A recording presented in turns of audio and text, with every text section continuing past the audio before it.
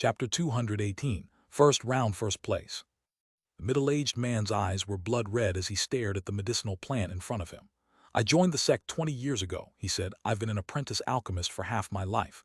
Do you really think you can compare to me?" However, his face was gradually growing white. He had already made 9 mistakes, so he now had only one chance left. Unfortunately, as for the plant in front of him, he didn't recognize it. After a long time passed, the middle-aged man laughed sadly, then slowly stood up. He didn't record an answer. He took a long look at the medicinal plant, committing it to memory, then walked away. As of now, Meng Hao was the only person left in the square. The gaze of every single person, including Wang Fanaming and the 7 other old-timers, was focused solely on Meng Hao. This was because he was still filling out answers. Meng Hao had no idea how many answers he had provided. 100,000 medicinal plants, 1,000,000 variations. Perhaps he had recorded half, perhaps more. He took a deep breath and focused on the medicinal plants on the screen in front of him. He gradually became aware that some of the medicinal plants were ones he had never seen before. However, after looking at them and thinking for a moment, the information regarding them would appear in his head. The 100,000 plants and 1,000,000 variations that he had studied were simply a foundation. However, that foundation enabled him to awaken the nature talent of the resurrection lily that he acquired. That nature talent of plants allowed him to expand on what he had built in his head, using that accumulated knowledge to form answers. Inside his bag of the cosmos, the portrait of the resurrection lily painted by Shui Dongliu was trembling. It seemed to be struggling, resisting, screaming a noiseless scream. This was because as Meng Hao continued to answer questions and corroborate what he had learned, the endless images of plants that appeared in his head were all being plundered from the resurrection lily. He was wresting away the talent of the resurrection lily. If that were simply it, perhaps it wouldn't be a big deal. However, as Meng Hao continued, he realized that the demonic core within his Tao pillar seemed to be rotating. With every rotation, strands of invisible power would emanate out, entering into his mind, causing the nature talent from the resurrection lily to grow even more powerful.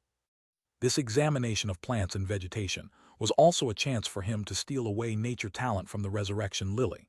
There was no other method that could possibly be faster, that could push Meng Hao to such heights.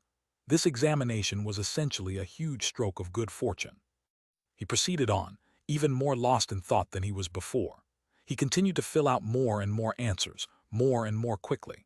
No one could hear the screams of the resurrection lily as its nature talent was wrested away and fused into Meng Hao, becoming his and his alone. If someone asked Meng Hao to stop now, he would refuse. His eyes were bloodshot. Sometimes he had to think, but he never made a mistake. As he thought and recorded his answers, everyone around watched with bated breath, stupefied at what was happening. Wang Fanaming and the 7 others exchanged glances. All of their eyes were filled with shock. Some of the information Meng Hao filled out, even they would have difficulty with. Some of these hybrid plants required 10 varieties of medicinal plants to be grafted together at different times to produce the final rare version. Wang Fanaming and the others exchanged excited glances and then began to transmit a conversation between themselves.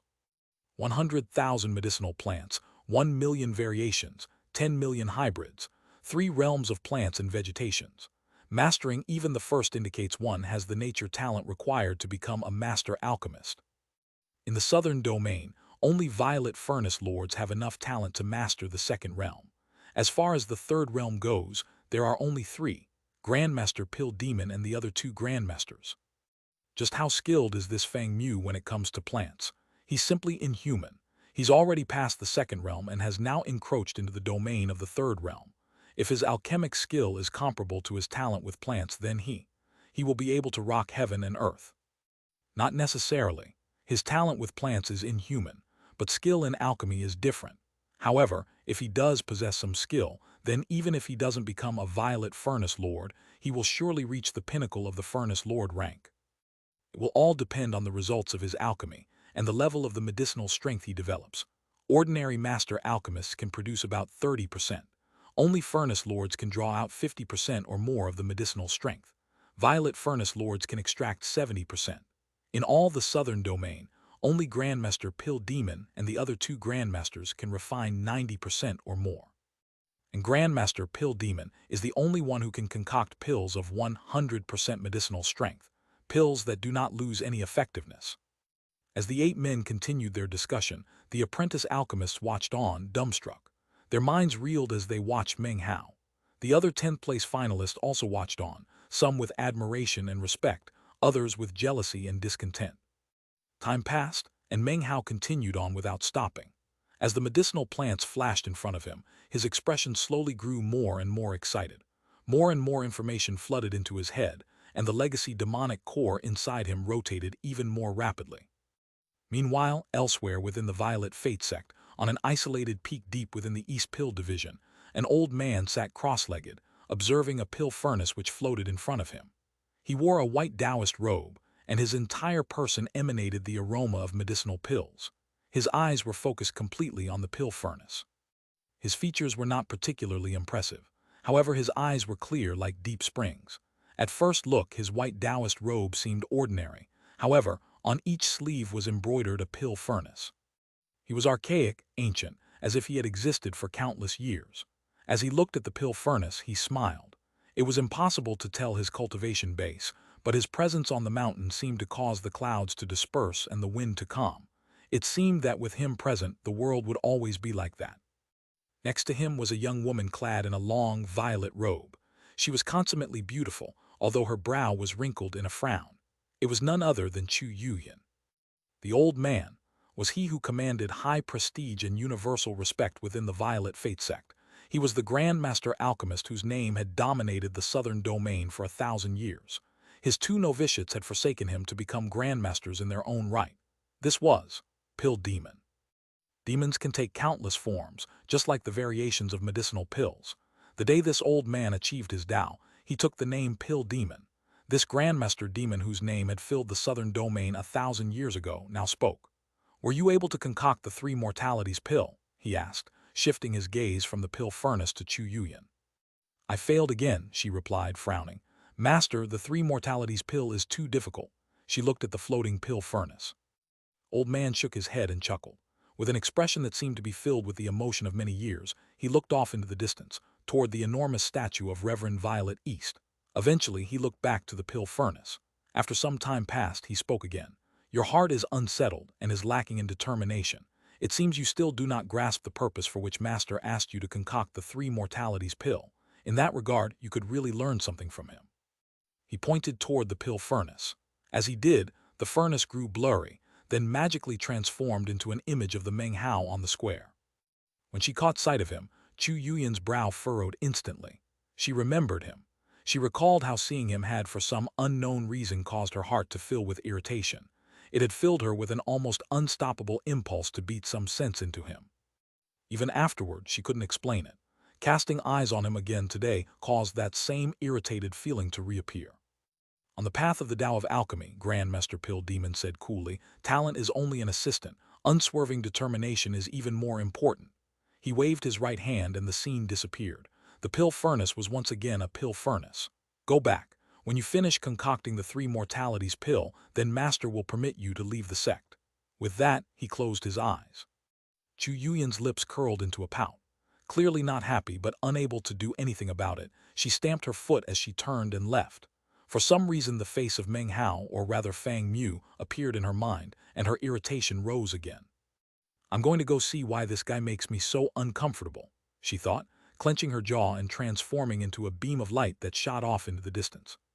Back in the Master Alchemist examination square, tens of thousands of eyes were all focused on one thing as the time slowly passed. When Chu Yuyan arrived, she saw Meng Hao and once again frowned. She examined him intently for a while, but in the end his features were unfamiliar, and yet within that unfamiliarity was something that she seemed to know. More time passed, a day, 2 days, eventually 3 days had passed. Chu Yuyan's eyes were glued onto Meng Hao, but in the end her eyes filled with frustration. Much the same as Wang Fanaming and the others, she was familiar with the 3rd realm of plants and vegetation. Seeing Meng Hao answer question after question, how could she not be filled with astonishment? At the end of the 3rd day, the screen in front of Meng Hao suddenly flickered. No more medicinal plants appeared. He slowly looked up. Everything was completely silent. Everyone was staring at the screen in front of him. Wang Fangaming gasped and stood up. The other old men also stood up one by one, their eyes filled with disbelief.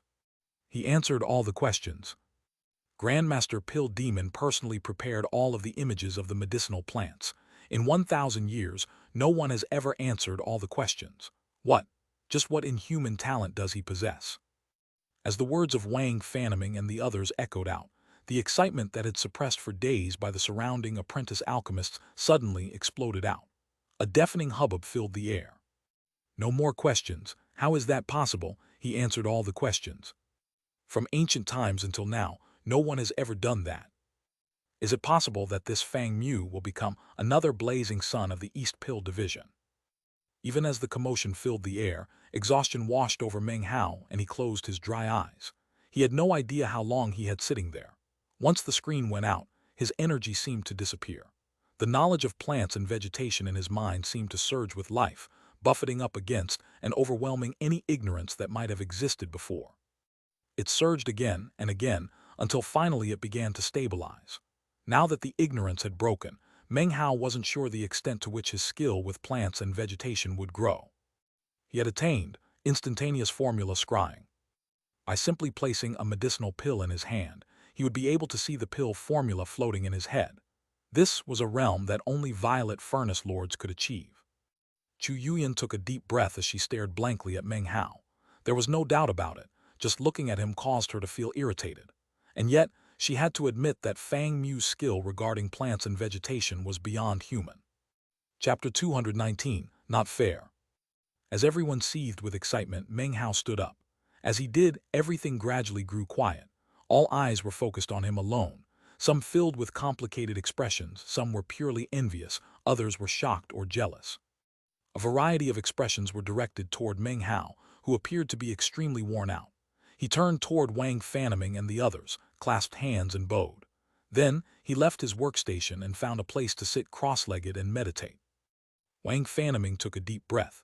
He glanced at Meng Hao for a moment, and then his gaze swept out across the crowd. In 20 hours, the second round of the Master Alchemist promotion examination will begin. It is also the final round. Of the 10 finalists, only one will become a Master Alchemist. The second round will consist of a test of the power of your catalyzing technique. You have 20 hours in which you may rest but are not permitted to leave. Chu Yuyan had watching Meng Hao the entire time.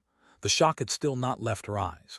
Even though looking at him still annoyed her, she had no choice but to admit that Fang Mu was someone she had to look up to in terms of qualifications. Skill with plants and vegetation is only part of being an alchemist, she said, still unconvinced. Let's see if this guy really is qualified to perform alchemy. That includes catalysis, as well as control of the spiritual energy of the cultivation base. Those are not things to be taken lightly. Let's see if his skill in that regard is equally astounding. The more she looked at Meng Hao, the more annoyed she got. Not a single of the 30,000 apprentice alchemists chose to leave. They continued to converse in low tones. 70% of the conversations were about Meng Hao. The other 30 were about the other 9 finalists who had passed the first round of the examination, and thus revealed their talent, like all sticking out from a bag. These other 9 were all very nervous. They sat cross-legged, using each and every moment to rotate their cultivation bases. They wanted to be in peak condition to face the second and final examination. Meng Hao's participation in the first round had crushed them down with a weight that made it hard to breathe. That having been said, there was no difference between first place and 10th. All would have a chance to pass the second round of the examination. The second round was actually the focal point. As far as they were concerned, there was still a chance to surpass Meng Hao. He might know more about plants and vegetation than them, but to catalyze medicinal plants required use of the cultivation base, as well as significant practice. It demanded careful control of spiritual power. Too much, and the medicinal plant would grow until it burst. Too little, however, and it would not grow healthily. It was difficult to find the perfect balance. The 9 other finalists breathed deeply as they sat in meditation. Images appeared in their minds from their years of experience catalyzing plants. Gradually, they began to fill with confidence. Meng Hao sat there with eyes closed. Actually, he hadn't wasted very much energy from his cultivation base. The main reason he was tired was not because of his body, but because of the effort in wresting away the legacy of the resurrection lily, as well as the rotating of the demonic core. His head felt like it was swollen. As he rested, his mind slowly began to simmer down. Soon, the 20 hours had passed. Wang Fanaming's voice suddenly rang out across the square. As he spoke, he moved his arm to rest on the pill furnace next to him. The time has come for the second round of this trial by fire. Would the 10 final participants please approach? As he spoke, the sound of furnace bells rang out, shaking the entire square. The eyes of the 30,000 spectators focused intently on the proceedings. The square was the same as before, but the 30,000 workstations had replaced by 10 stone pillars, each one roughly 9 meters tall. As they rose into the air, they glowed with an eye-catching light. With the exception of Meng Hao, all of the final participants leaped up into the air, alighting nimbly onto the stone pillars, excited expressions on their faces. All eyes were on them. After all, these were people who had distinguished themselves amidst 30,000 peers. Considering their talent, they quickly covered up their excitement, replacing it with looks of determination. Meng Hao opened his eyes, and they shone with a bright light. The swelling pain in his head was gone. The nature talent of plants and vegetation was now completely amalgamated and was a complete part of him. I will become a master alchemist, he thought, his eyes shining with decisiveness. He stood up and strode forward. In a flash, he appeared on the final stone pillar. Instantly, everything grew completely quiet. Countless gazes came to be fixed upon him. Everyone would witness the promotion today and see who would be promoted to master alchemist. Whoever became master alchemist would instantly rise above 100,000 others. In terms of status, position, remuneration from the sect, and reputation, this person would no longer be in the same level as the apprentice alchemists. The difference between apprentice alchemists and master alchemists was like the difference between heaven and earth. After all, in the entire Violet Fate sect, there were only about 1,000 master alchemists. Later, if one could reach the realm of the Furnace Lord, then he could shake the entire southern domain. Any Furnace Lord occupied a lofty position in the Tao of Alchemy. Be it in the Violet Fate sect or the outside world, they would receive utmost respect and veneration.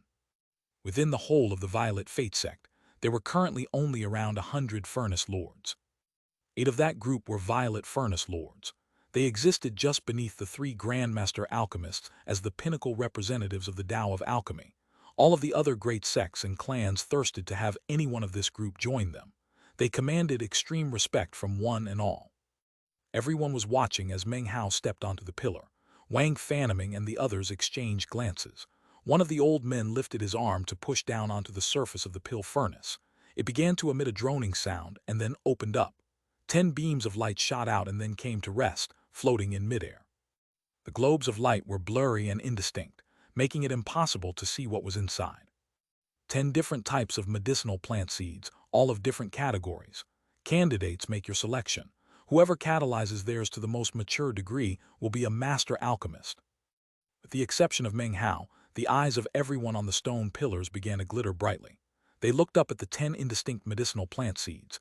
It was completely impossible to tell what they were, causing the 9 other participants to hesitate slightly. Then, one of them set his eyes in resolve. He lifted his hand and made a grasping motion, causing one of the glowing globes to shoot into his hand. It transformed into a blue-colored seed. The other 8 participants looked over. That's a blue water flower seed. This flower could be used to concoct a variety of medicinal pills useful for the foundation establishment stage. It was relatively difficult to catalyze. Without hesitation, the other participants reached up to lay claim to the various glowing globes of light. One by one, the globes descended into their hands. They looked around to examine which seeds the others had acquired. Some would be easier to catalyze, others more difficult. It would all depend on luck, considering that the differences between them all was not great. After everyone made their choice, Meng Hao calmly lifted up his hand to retrieve the last glowing globe. The light transformed into a gray-colored seed. When the surrounding tens of thousands of apprentice alchemists saw the seed in Meng Hao's hand, they were sent into an uproar. That's flying ash leaf. Of all the 10 types of medicinal plants, flying ash leaf is least complex. That Fang Mu got really lucky. You can't really say that. It's not necessarily easy to get the leaf to turn into ash. As the sound of the discussions rose up, unsightly expressions appeared on the faces of the 9 other participants. No one said anything, though. After all, Meng Hao was the last person to take a seed, so he obviously had no choice in the matter. They couldn't accuse him of cheating. The old man standing next to Wang Fanming also started when he saw the flying ash leaf seed. He exchanged a look with the other old men, but no one said anything. Suddenly, he spoke out in a cool voice which rose up above the hubbub that filled the square. Begin. There was instant silence. Meng Hao and the other 9 people on the stone pillars all focused on the seeds in their hands. They circulated spiritual power, then, using the East Pill division technique, began to nourish the seeds with it. The medicinal plant catalyzing had begun. After the space of 10 breaths, popping sounds began to ring out from the hands of all the participants, including Meng Hao's. Sprouts appeared, swaying gently back and forth and slowly beginning to grow taller. Meng Hao concentrated fully, slowly pouring out power from his cultivation base. He didn't squander a drop. This convergence technique was what he had learned in the Blood Immortal Legacy Tournament 1. Meng Hao learned to focus his power in Chapter 123. During the past months in the Violet Fate sect, he had practiced the technique daily, especially when working with Li Tao. He channeled spiritual energy into the seed. Soon a gray-colored medicinal plant appeared in his hand, roughly 2 inches tall, with 7 green leaves. As it grew, gray veins began to appear within the leaves. When the leaves turn completely gray, it means that the plant is fully mature. Eventually, the leaves will turn into ash. That ash is the true essence of the plant, which is used as a medicinal ingredient. Information regarding this particular medicinal plant appeared in his head, as well as 10 hybrid variations. The plant began to grow taller. It was now 3 inches tall, and the leaves were about half gray. Now it had 12 leaves in total, which was actually the maximum number of leaves that a flying ash plant could have. As for the other 9 participants, none of them had grown their plant past 60%. Obviously, theirs were not as mature as Meng Hao's. Their faces were dark and obviously filled with intense discontent. Even many of the surrounding tens of thousands of apprentice alchemists sighed. According to their understanding, it was obvious that Meng Hao's medicinal plant was superior. This test really isn't fair. If that Fang Mu had gotten any other medicinal plant besides flying ash leaf, then it wouldn't have been so easy. It's not necessarily unfair.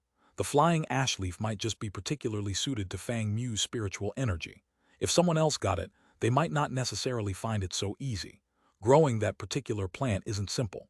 In fact, to cause the leaves to transform into ash takes more spiritual energy than most other medicinal plants. Voices began to echo out. The flying ash plant in Meng Hao's hand made a popping sound. It seemed to be burning. A gray flame covered it, and then gray ash began to spread out. When this happened, the surrounding 9 participants' faces tightened. Their eyes were red as they frustratedly looked at Wang Fanaming and the others. Nervously, they began to speak. "Seniors, this isn't fair. The flying ash leaf that Fang Mu got is way simpler than my medicinal plant. If I'd gotten flying ash leaf, I could have done the same thing. We worked hard for so many years for a chance at promotion. Don't tell me that we lose, not because of skill, but because of luck. Elders, it really isn't fair. Please restart the second round and give everyone the same medicinal plant. If we lose then, we will be sincerely convinced." This chapter was sponsored by Robert Kunze. Chapter 220, Promotion to Master Alchemist. Meanwhile, outside the square, on a mountain peak in the East Pill Division, Chu Yuyan's master, Grandmaster Pill Demon of the Violet Fate sect, looked away from the pill furnace calmly and lifted his hand. There on his palm was a small pile of gray powder. This was none other than some of the ash created by the burning flying ash leaf that had catalyzed moments ago by Meng Hao. Pill Demon lifted his hand and closely examined it, his eyes thoughtful. He then waved his hand and the ash dissipated. "No seepage of spiritual power," he murmured faintly after a while. Down in the square, Chu Yuyan silently watched Meng Hao along with the other 9 complaining finalists. She wasn't sure why, but she felt somewhat pleased to see what was happening. The sound of all the condemnation piling up against Fang Mu was quite pleasant to the ear. As the 9 other participants continued to make repeated requests, Wang Fanaming and the 7 others looked at each other, brows furrowed. After a moment of discussion, Wang Fanaming stood up. As he did, everything grew quiet. "If all of you truly desire to be completely convinced, well, Fang Mu, do you agree to restart the round?" Meng Hao smiled. He said nothing but simply nodded. Wang Fanaming nodded back in admiration. "Very well. In that case, we shall restart the round. This time, all 10 of you will receive exactly the same type of medicinal plant.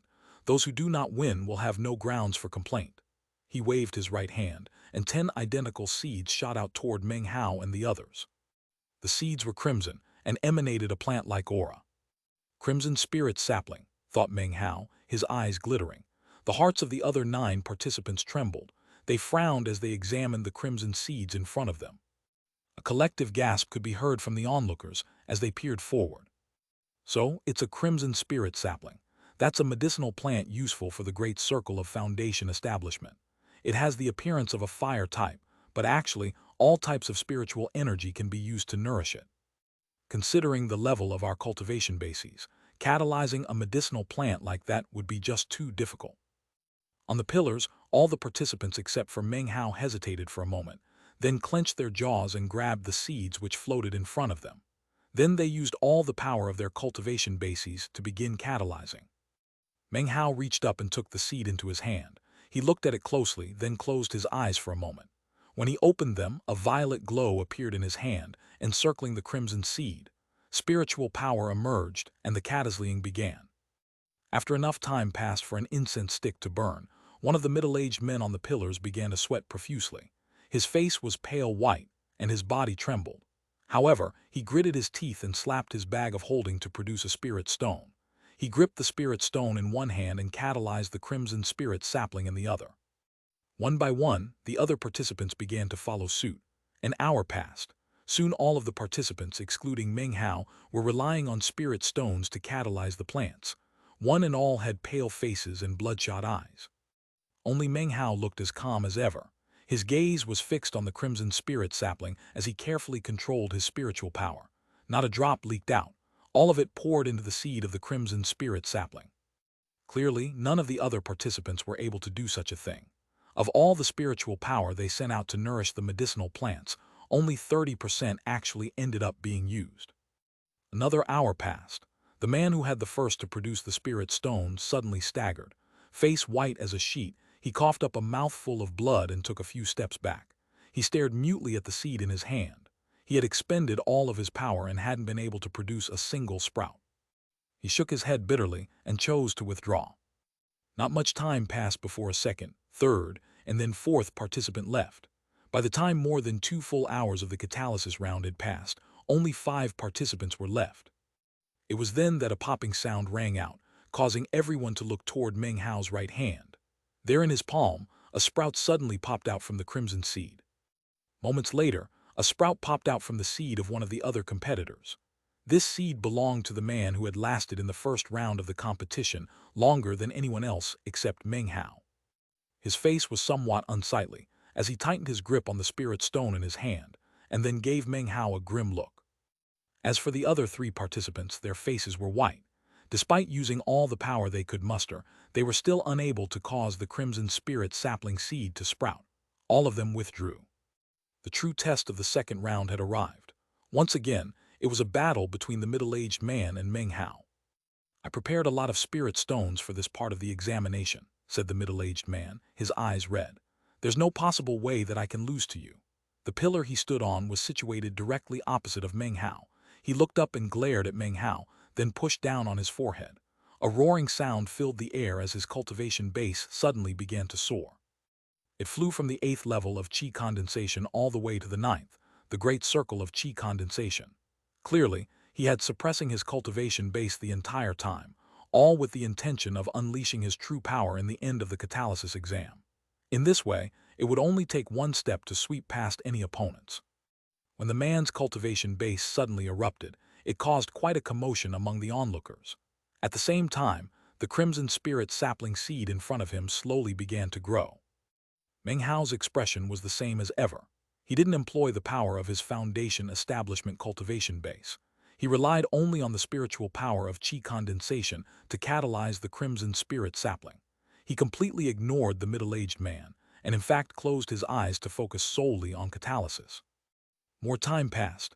Both crimson spirit saplings continued to grow taller. Several hours passed. By now, both plants were about the height of a person. The middle-aged man's body quivered and veins bulged on his face. He had lost track of how many spirit stones he had used and felt like he was beginning to grow crazy. As soon as a spirit stone was used up, he would produce another. His qi passageways seemed unable to bear up under the strain, but he ignored them.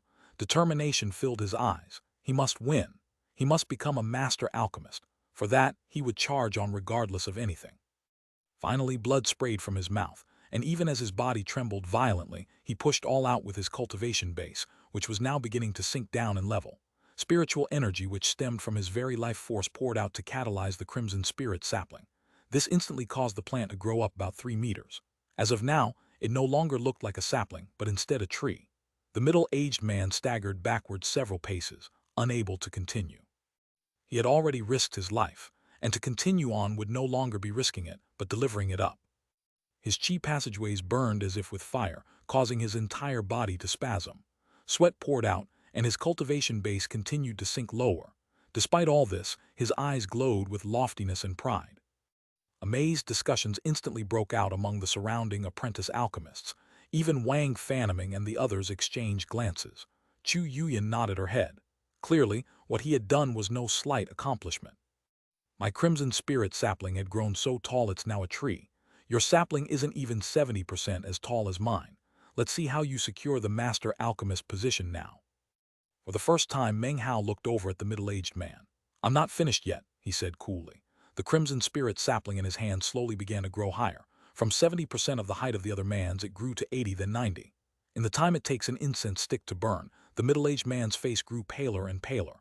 His body trembled and his eyes filled with disbelief. Meng Hao's crimson spirit sapling was now 3 meters taller than his. Everything was completely silent. Everyone stared blankly at Meng Hao. They had already been astonished by his nature talent in the first round. Now, in terms of catalyzing skill, the results caused everyone to stare with deep shock. However, Meng Hao still wasn't finished. He stared at the crimson spirit sapling, his eyes blazing with determination. If I'm going to put on a show, he thought, I might as well go all out. I'm really curious to know how much I can grow the crimson spirit sapling with this catalysis technique. Eyes glittering, more spiritual energy appeared in his palm, pouring into the crimson spirit sapling. Of course, he did not use the power of foundation establishment. He wanted to show off, but he wouldn't forget himself in the process. 6 meters, 9 meters. Slowly, the crimson spirit sapling stopped growing up but began to grow out instead. Thicker and thicker it grew until it was now a large tree. This tree might not be amazing enough to attract the attention of the entire world, but it certainly became the focal point of the entire examination square. Meng Hao catalyzed the tree to such an extent that suddenly a single flower appeared on it, along with a fruit. It was a crimson-colored spirit fruit that instantly began to emanate spiritual energy. When Chu Yuyan saw this, her eyes went wide and filled with an expression of disbelief. Wang Fanaming rose to his feet, as did the other old-timers. Strange expressions filled their faces. The crimson spirit sapling is blossoming, it's bearing spirit fruit. He's a chi condensation cultivator but can do this. Inconceivable. The tens of thousands of observing apprentice alchemists couldn't hold back. A buzz of discussion instantly filled the air. All the other participants who had failed stared blankly. As apprentice alchemists themselves, they were well aware of the significance of the crimson spirit sapling bearing fruit.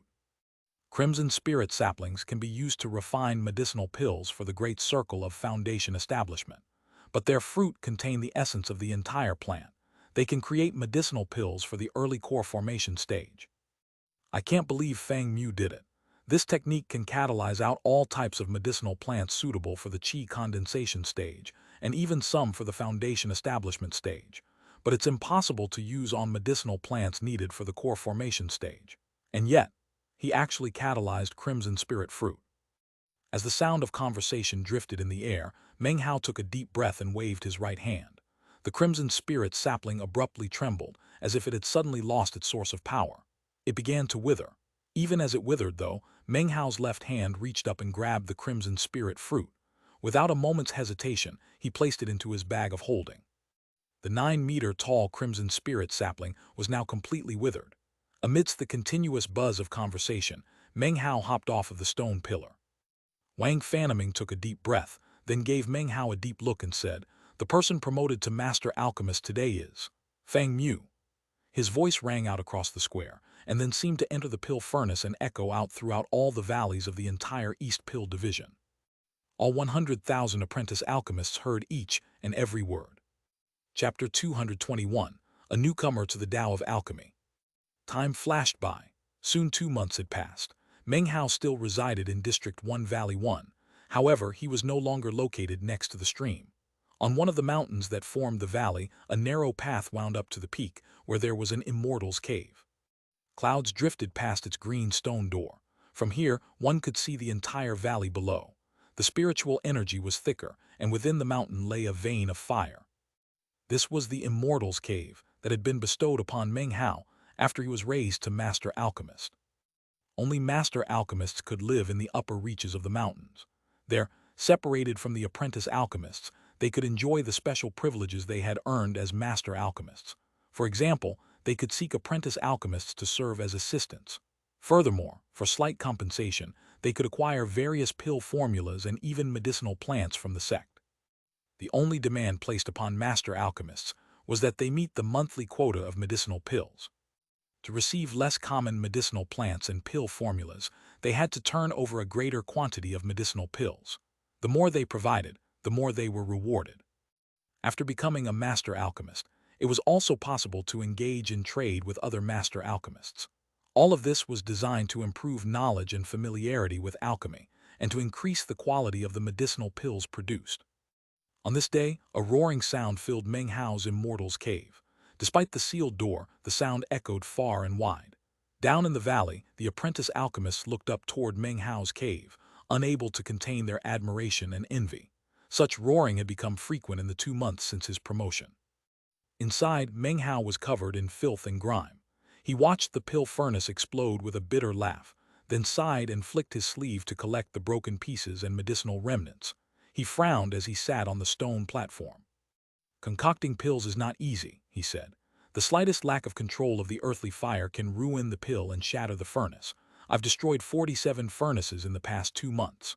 The sleeve of his long black gown bore a pill furnace embroidered in silk, the mark of a master alchemist. I've improved, though. In the past few days I've only ruined one. He looked at the 7 or 8 pill bottles lined up beside him, his eyes content. They held the fruits of 2 months' work, pills useful only for the qi condensation stage, but creating them with his own hands left him deeply satisfied. Concocting pills requires talent and vast expense. No wonder there are so few master alchemists. Meng Hao sighed. As an apprentice under Li Tao, he'd seen only the respect and profit. Now he understood. Behind every successful alchemist lay a mountain of spent spirit stones. Talent alone wasn't enough. Even with ordinary talent, the spirit stones required to master alchemy could fund a small sect. A furnace costs 20,000 spirit stones, the lowest tier the sect provides. I've destroyed 47. Meng Hao's heart ached at the cost. Furnaces are only the beginning. Concocting requires herbs far costlier still.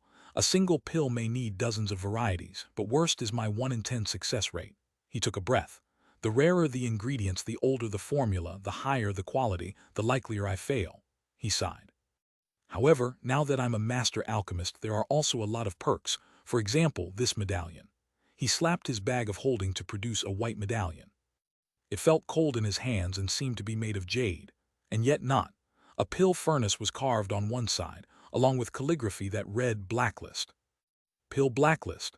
Meng Hao studied the medallion, his eyes alight with strange reverence. This wasn't the first time he'd brought it out. Each time, awe filled him at the position of master alchemist. The Pill Blacklist medallion was a right given to all master alchemists by the sect. Only one was distributed per alchemist, and could be used twice. It was the ultimate expression of the respect demanded by master alchemists, and was enough to strike fear into the heart of any member of the Violet Qi division. One of the main reasons that master alchemists had such a high position compared to the Violet Qi division was because of the Pill Blacklist. The thought of being added to the Pill Blacklist would cause most cultivators to feel an intense terror. There was only one purpose to the Pill Blacklist. Any Violet Qi division disciple whose name was added to the list would be refused service by all master alchemists for a time period of 100 years. This had been a sect rule for countless ages, and a power possessed solely by the East Pill division. This arrangement caused master alchemists to command incredible respect within the Violet Fate sect. Because of this, few would dare to offend a master alchemist. To offend one master alchemist was equivalent to offending them all. The rule had existed since ancient times, and in the past 1,000 years had not been exercised by very many master alchemists. During that time, the list had never exceeded a few hundred people.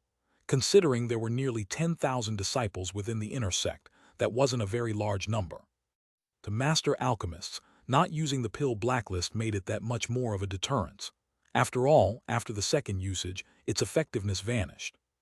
The names of everyone on the 100 Years Pill blacklist were branded onto the medallion. After becoming a master alchemist, Meng Hao earned the right to use the power of the medallion, but of course, was also required to respect the arrangement. Currently, there were 13 people who had been pill blacklisted. For 100 years, no master alchemist, Meng Hao included, would concoct pills for these 13 people. He looked at the pill blacklist medallion for a moment longer, then put it away. After a moment's thought, he retrieved a jade slip and branded it with some information.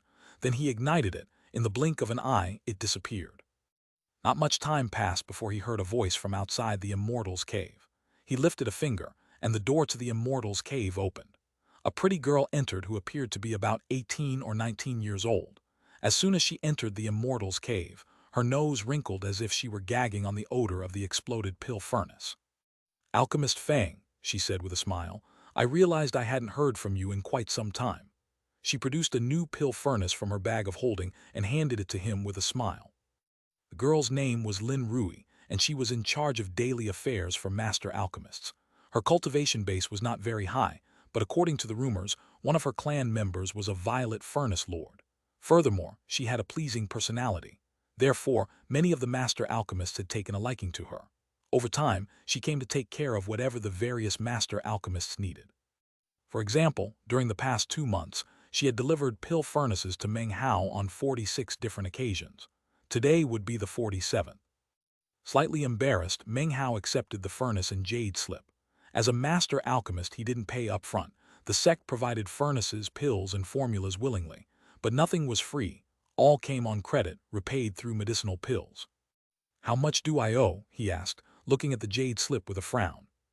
"Including today, you owe 6,757 qi condensation pills." She winked and laughed. "That's actually modest. The highest debt I've seen is 1,730,000, a lifetime of concocting to repay." Meng Hao stared in shock, then smiled wryly and sighed. He inscribed his jade slip and handed hers back. "Just keep working hard. The last pill delivery day has passed. Could you provide more than the quota?" Lin Rui smiled like a flower. No wonder the master alchemists favored her. As the youngest by far, Meng Hao was often her target for teasing. He seemed to blush easily, which she delighted in. Meng Hao sighed, picked up a pill bottle with 5 qi condensation pills, and handed it to her, his first quota submission. She giggled and took her leave. He sealed the cave door and held the furnace, sighing. "At this rate, no inner sect disciples will seek me out. I'll make no profit and gain no new formulas." The key was attracting inner sect disciples for private commissions. Each would bring new formulas, and formulas brought skill. Over time, his alchemy would soar. He'd escape sect debt and turn real profit. As for embezzling a little, that was standard practice. What could they do? He put down the furnace and picked up a pill bottle. The smooth, round pills radiated spiritual energy. He frowned. "Perhaps my technique is flawed. Why does it demand so much effort while Li Tao makes it look easy?" Pacing, he muttered to himself. Suddenly, his eyes lit.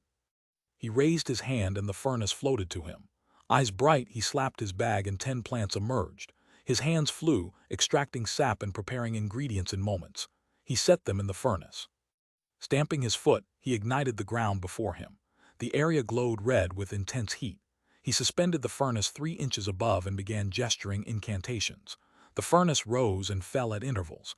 A medicinal aroma filled the cave.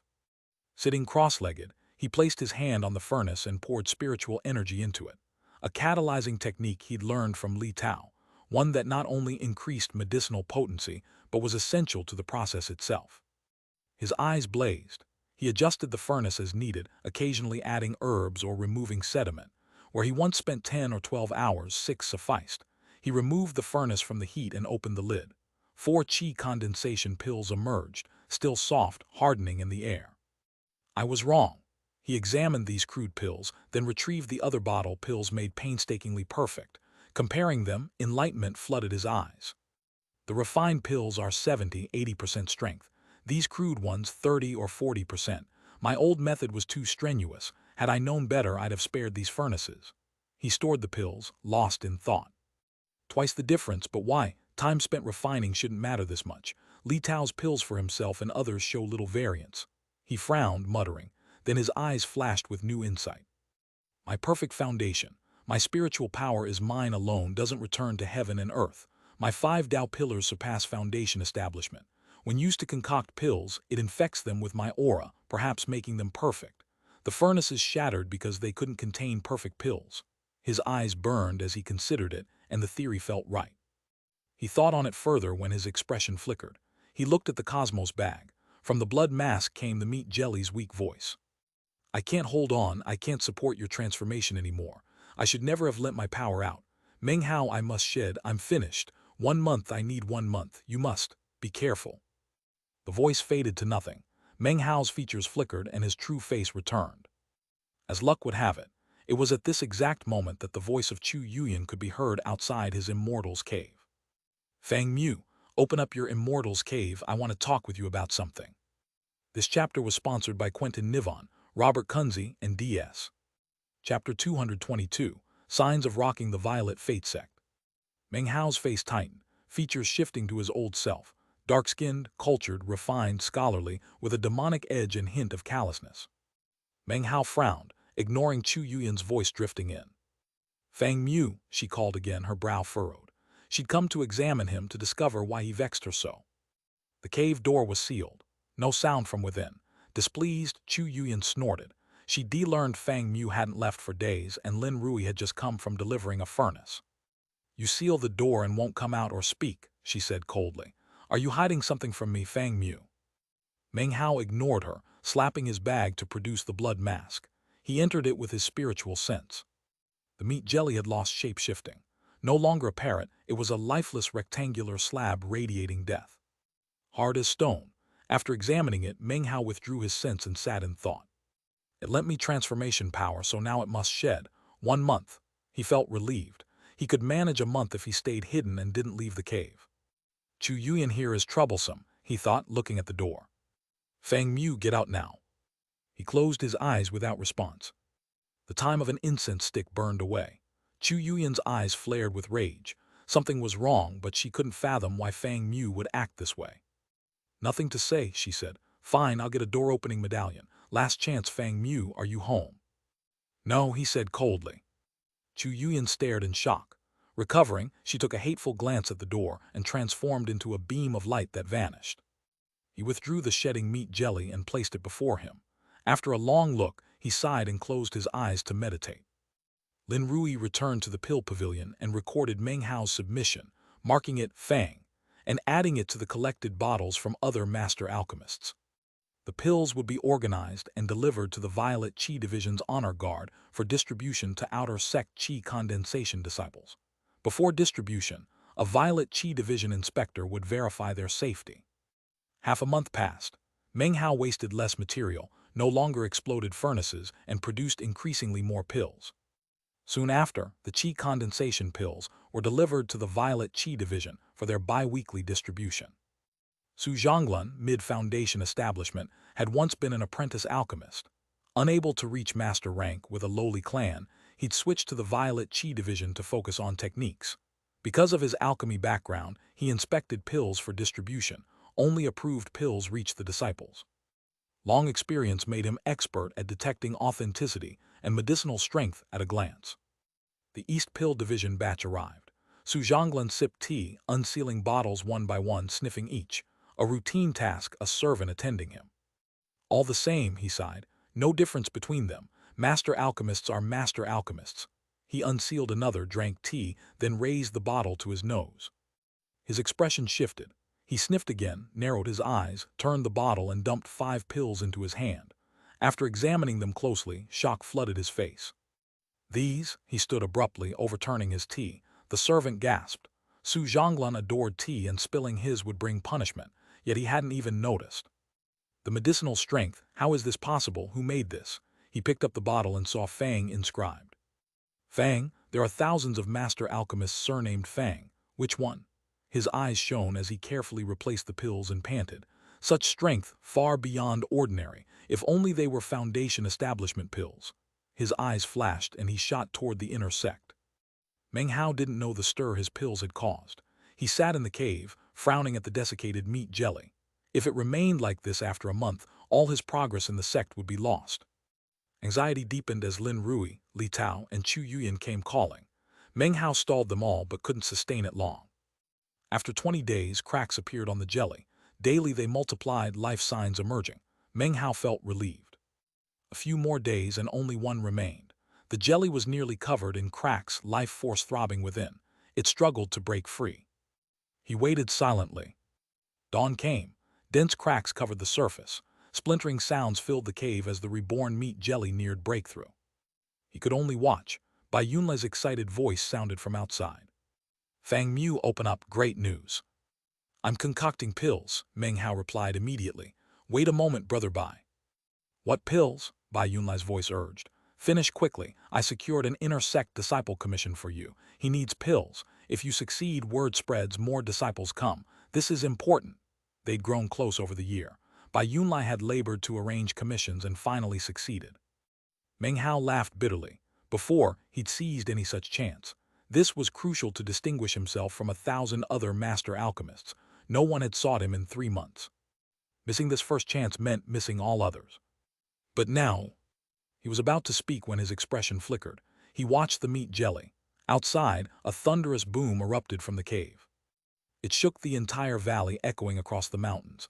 Bai Yunlai stared in shock, ears ringing. When he recovered, his heart trembled in fear. What pill could produce such a sound? Moments later, the door opened. Fang Mu emerged, smiling. I exploded the furnace in my haste, he said. No matter, I have spares. Brother Bai, let's go. Chapter 223. How Alchemist Fang Carries Himself. Bai Yunlai said, should I find you an apprentice? Meng Hao's status had changed. He was now a master alchemist, his rank nearly that of an inner sect disciple, with equal or higher standing according to sect law. No need, Meng Hao replied. They descended toward the Violet Qi division. Bai Yunlai explained. The disciple who sought the commission held high rank but was chosen without Furnace Lord access. His poor reputation meant most alchemists refused him. The East Pill division could reject requests freely. Few master alchemists would help. Those willing didn't meet his standards. Bai Yunlai saw opportunity. Even if Fang Mu failed, the chosen couldn't retaliate against the East Pill division. Meng Hao asked, what pill? He didn't say, you can ask when we arrive. My position doesn't warrant asking. Bai Yunlai sighed. It's Ding Yang, a chosen. Meng Hao nodded. As they walked through the valleys, the recent noise echoed in his memory. The meat jelly had broken free. Reborn, it had quickly restored his appearance to Fang Mu's, then returned to sleep in the mask, where it would rest for months like the blood mastiff. The shed skin was incredibly tough, unbreakable even with his cultivation base. He deemed it a magical artifact, stored it hastily, and left the cave. They reached the connecting valley. An arrogant young man stood there, hands clasped behind his back, gazing skyward. Ding Yang, in a red robe that emitted a violet aura. Such aura marked high sect rank. He was chosen, cultivation base at the peak of mid-foundation establishment. When he saw Meng Hao, he frowned. Fang Mu, you're too young. Meng Hao frowned coldly, stopping. From Li Tao he'd learned. Master alchemists demanded respect earned through conduct. Set the bar too low and reputation crumbles. He flicked his sleeve with a cold snort. Bai Yunlai, seek me out no more for work like this. He turned and walked away without a glance. Bai Yunlai understood at once. Suppressing a smile, he turned accusingly to Ding Yang, who gaped in shock. He placed first among 100,000 apprentice alchemists. I begged him to come, and he agreed only with difficulty. And you? Bai Yunlai shook his head and chased after Meng Hao. Ding Yang laughed bitterly. He'd never left the sect like Qian Shuyan and Lu Song, but he recognized Meng Hao's bearing. Combined with Bai Yunlai's words, Fang Mu's skill must be exceptional. A moment later, smiling, he hurried forward. Alchemist Fang's name echoes like thunder, he said. I was shocked by your youth and spoke carelessly. Please forgive me. Meng Hao stopped and turned, looking coldly into his eyes. What pill? Barrier-breaking pill, Ding Yang said eagerly. Meng Hao's expression didn't flicker, though he was frantically searching his memory. He never heard of such a pill. 17 formulas exist, he said coolly. Hundreds of medicinal herbs, 397 variations, each requiring delicate refinement adjustments that add 70% more. Which version? Fabrication. But Bai Yunlai gasped in awe. Meng Hao's words sounded profound. Ding Yang stared, then brightened. The words seemed enigmatic mastery. He bowed. I'm unsure which type. I have one formula. Would you examine it, sir? He offered a jade slip. Within the sect with Meng Hao's status, the bluff worked perfectly. He accepted the slip and scanned it with spiritual sense, his face unchanged though shock filled him. So the pill exists.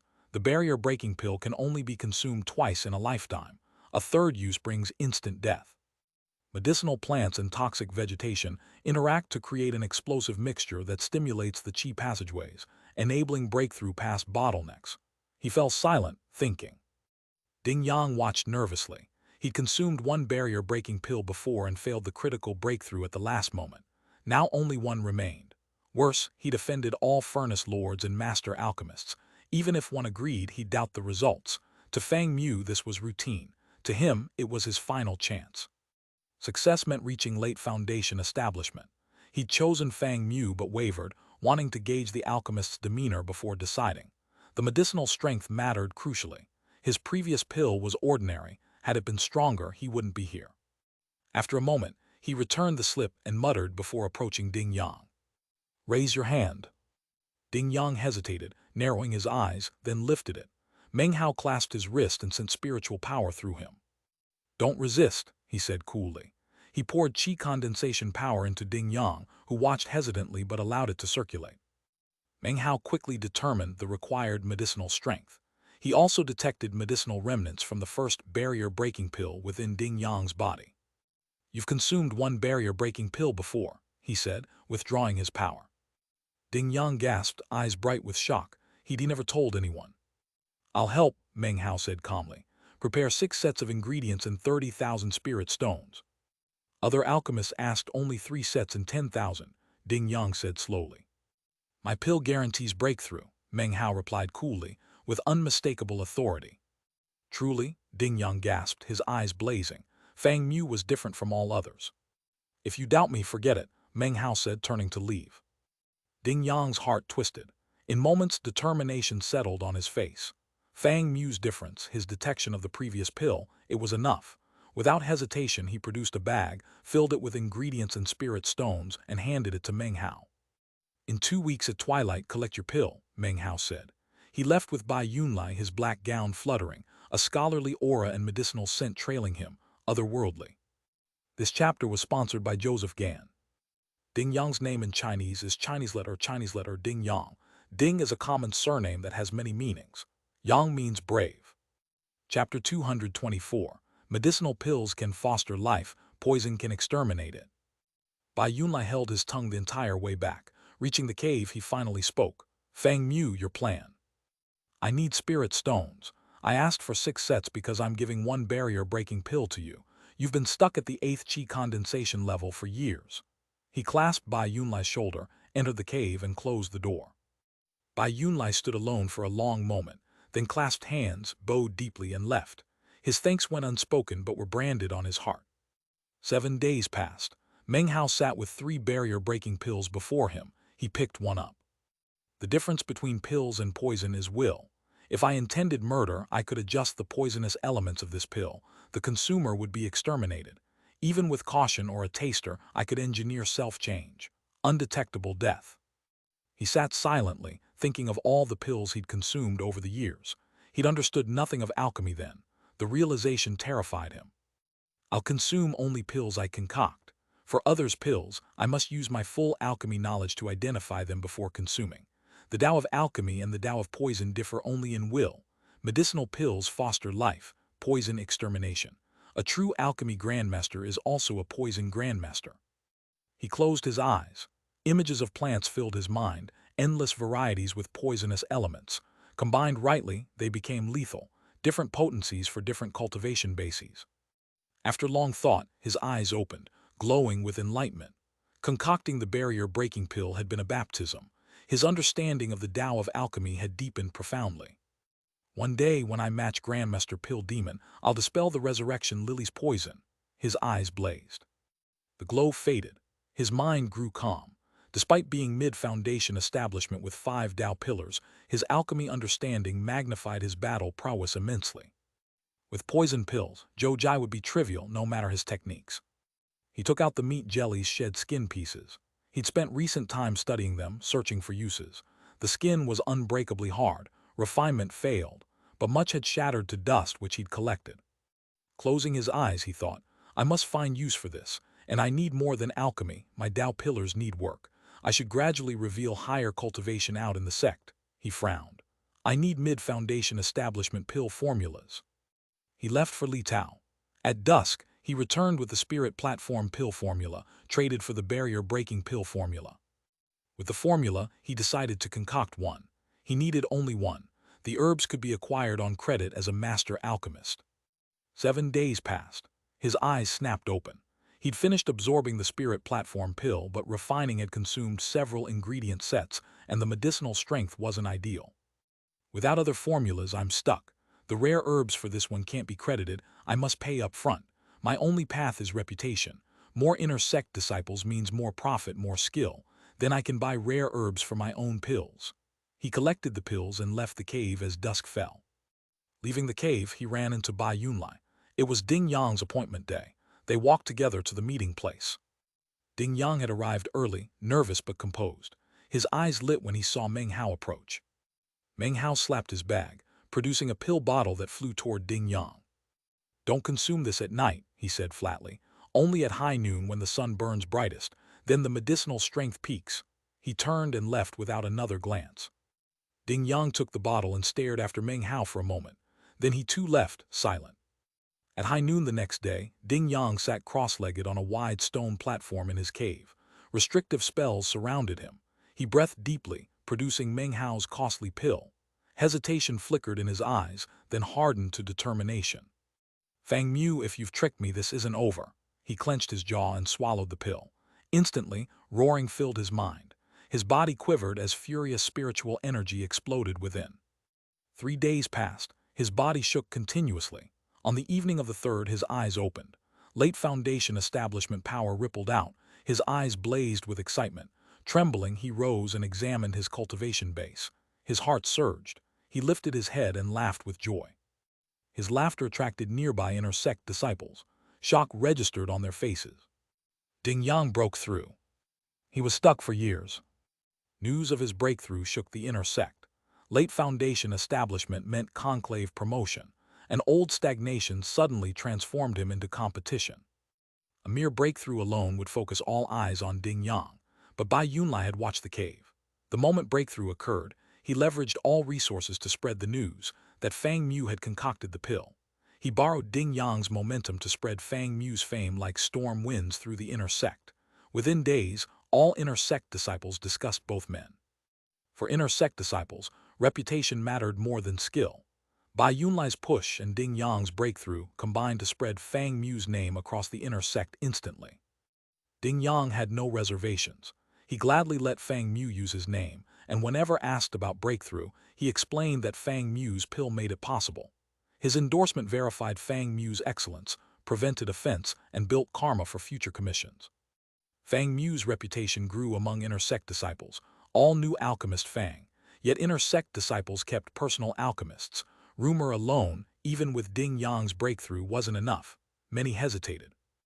News reached the outer sect's pill inspector, Su Zhonglan. His eyes blazed. For a month he'd sought the master alchemist Fang, found nothing at the inner sect pavilion. Every outer sect shipment he inspected carefully, but no more Fang pills appeared. He sighed endlessly. Yet he'd kept that original bottle, studying it frequently. Admiration and curiosity grew. When news of Fang Mu and Ding Yang reached him, he was 80% certain Fang Mu was his mystery alchemist. He rushed to the East Pill Division, found Bai Yunlai, begged a recommendation. Meng Hao, aware of Bai Yunlai's promotion efforts, waited patiently, but no requests came. He frowned. Then Su Zhonglan's request arrived. Meng Hao responded immediately. Days later, Su Zhonglan received his pills. In his room, after breathing exercises, he examined them. His eyes shone brighter. Finally, he panted.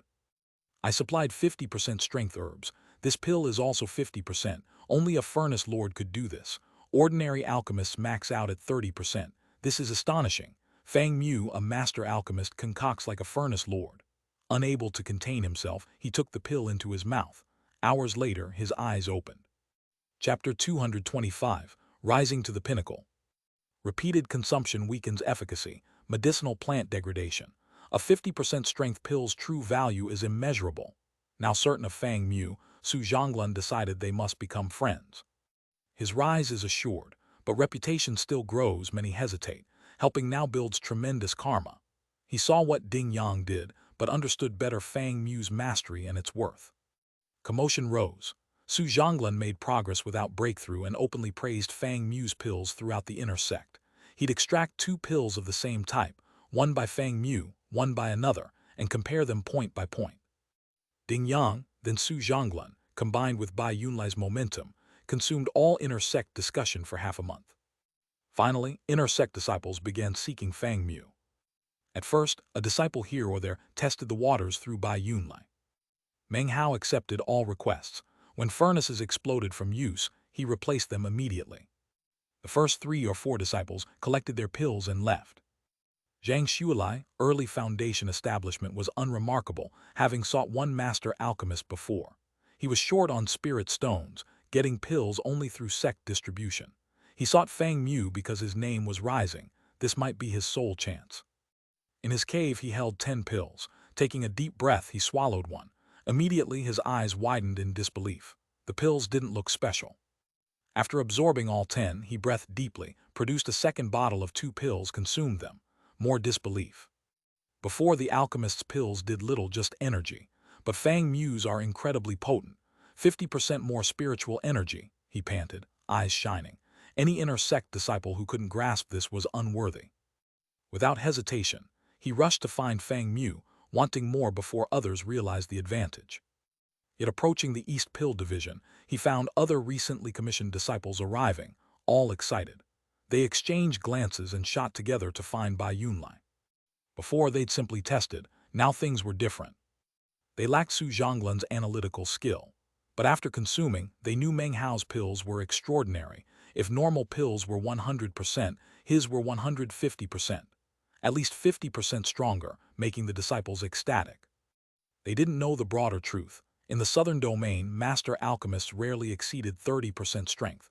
Much was lost in concocting. Their pills were incomplete. Meng Hao achieved 50%. The disparity was immense. Fang Mu's explosive popularity was inevitable. The first disciples returned for more spread quickly. Bai Yunlai needed no more promotion. Inner sect rumors multiplied. More disciples sought commissions. Meng Hao's name rose above the others. Reputation skyrocketed. The East Pill Division has Fang Mu. His pills are twice as effective. Impossible. Unless he's a furnace lord, no master alchemist achieves that. Try him yourself. Such conversations filled the inner sect. Soon, disciples sought Bai Yunlai daily. East Pill Division rules barred outsiders. Only Jade slip messages worked. Meng Hao had no direct contact. Only Bai Yunlai did. More disciples requested Bai Yunlai. Soon he was overwhelmed. Meng Hao concocted constantly, nearly unable to keep pace. Happy torment. His alchemy advanced by leaps. He acquired formulas and stockpiled rare herbs from excess ingredients. Within 2 months, all inner sect disciples knew Fang Mu. The sect buzzed. Anyone trying his pills was astounded. Many traded for samples. Others simply sought Bai Yunlai without hesitation. Soon Meng Hao had too much work. Exhaustion set in. He and Bai Yunlai raised prices. He set tiers for different pill types, significantly above other alchemists. Bai Yunlai's idea, Meng Hao approved. Unexpectedly, price increases boosted popularity. Both were shocked. Complaints from other master alchemists followed, then ceased once they studied his pills. His 50% medicinal strength was the reason. Inner sect disciples benefited obviously. Only furnace lords matched that strength in the entire East Pill Division. But furnace lords served only conclave disciples. Meng Hao's appearance meant inner sect disciples could finally access furnace lord quality pills at master alchemist prices. They'd accept higher costs. Fang Mu was all the rage. His fame spread beyond the inner sect. Apprentice alchemists discussed his promotion. Sect elders noted the situation. Other master alchemists acquired and researched his pills. Astonishment. More joined the research. Rising prices only increased orders. Over months, Meng Hao acquired hundreds of formulas. Spirit stones flowed in. Medicinal plants stockpiled. Happiness but no rest. Daily pill concocting. When exhausted, he'd consume pills to recover. His 6th Tao pillar neared 50% completion. Finally, he couldn't keep pace. He had Bai Yunlai announce 3 orders per day. Instant results. Complaints rose. Malicious talk spread, but the rule held. No rest days. Disciples schemed for spots among the 3. This chapter was sponsored by Joseph Gange, Jose Lubers, Christopher Choi, Quentin Nivan, and Warren Horsley. Chapter 226, Liu's Rule. Fang Mu had risen to prominence. No inner sect disciple was unaware of him. His name thundered through the East Pill Division master alchemists. The outer sect and apprentices needed no mention. His name swept the sect like wind. Prestige mounted. Speculation ran wild. The consensus was that he was eccentric, spoke little, never went out, engaged in no social activity. Few knew his actual face. All requests went through by Yunlai. Fang Mu's name was known, but no one met him. East Pill Division rules barred Violet Qi disciples. He became increasingly mysterious. His 3 orders per day rule, producing Furnace Lord results, only heightened reputation. The 3-order rule spawned trading, prices climbing. Deep in the East Pill Division sat a violet mountain peak, not tall, concealed by surrounding peaks, yet bearing an indescribable aura marking it the heart of the range. An old man sat at the summit. A worktable before him held a medicinal pill. He studied it, eyes glowing strangely. 3 others stood behind him, nascent soul cultivators, all respectful, breathing carefully.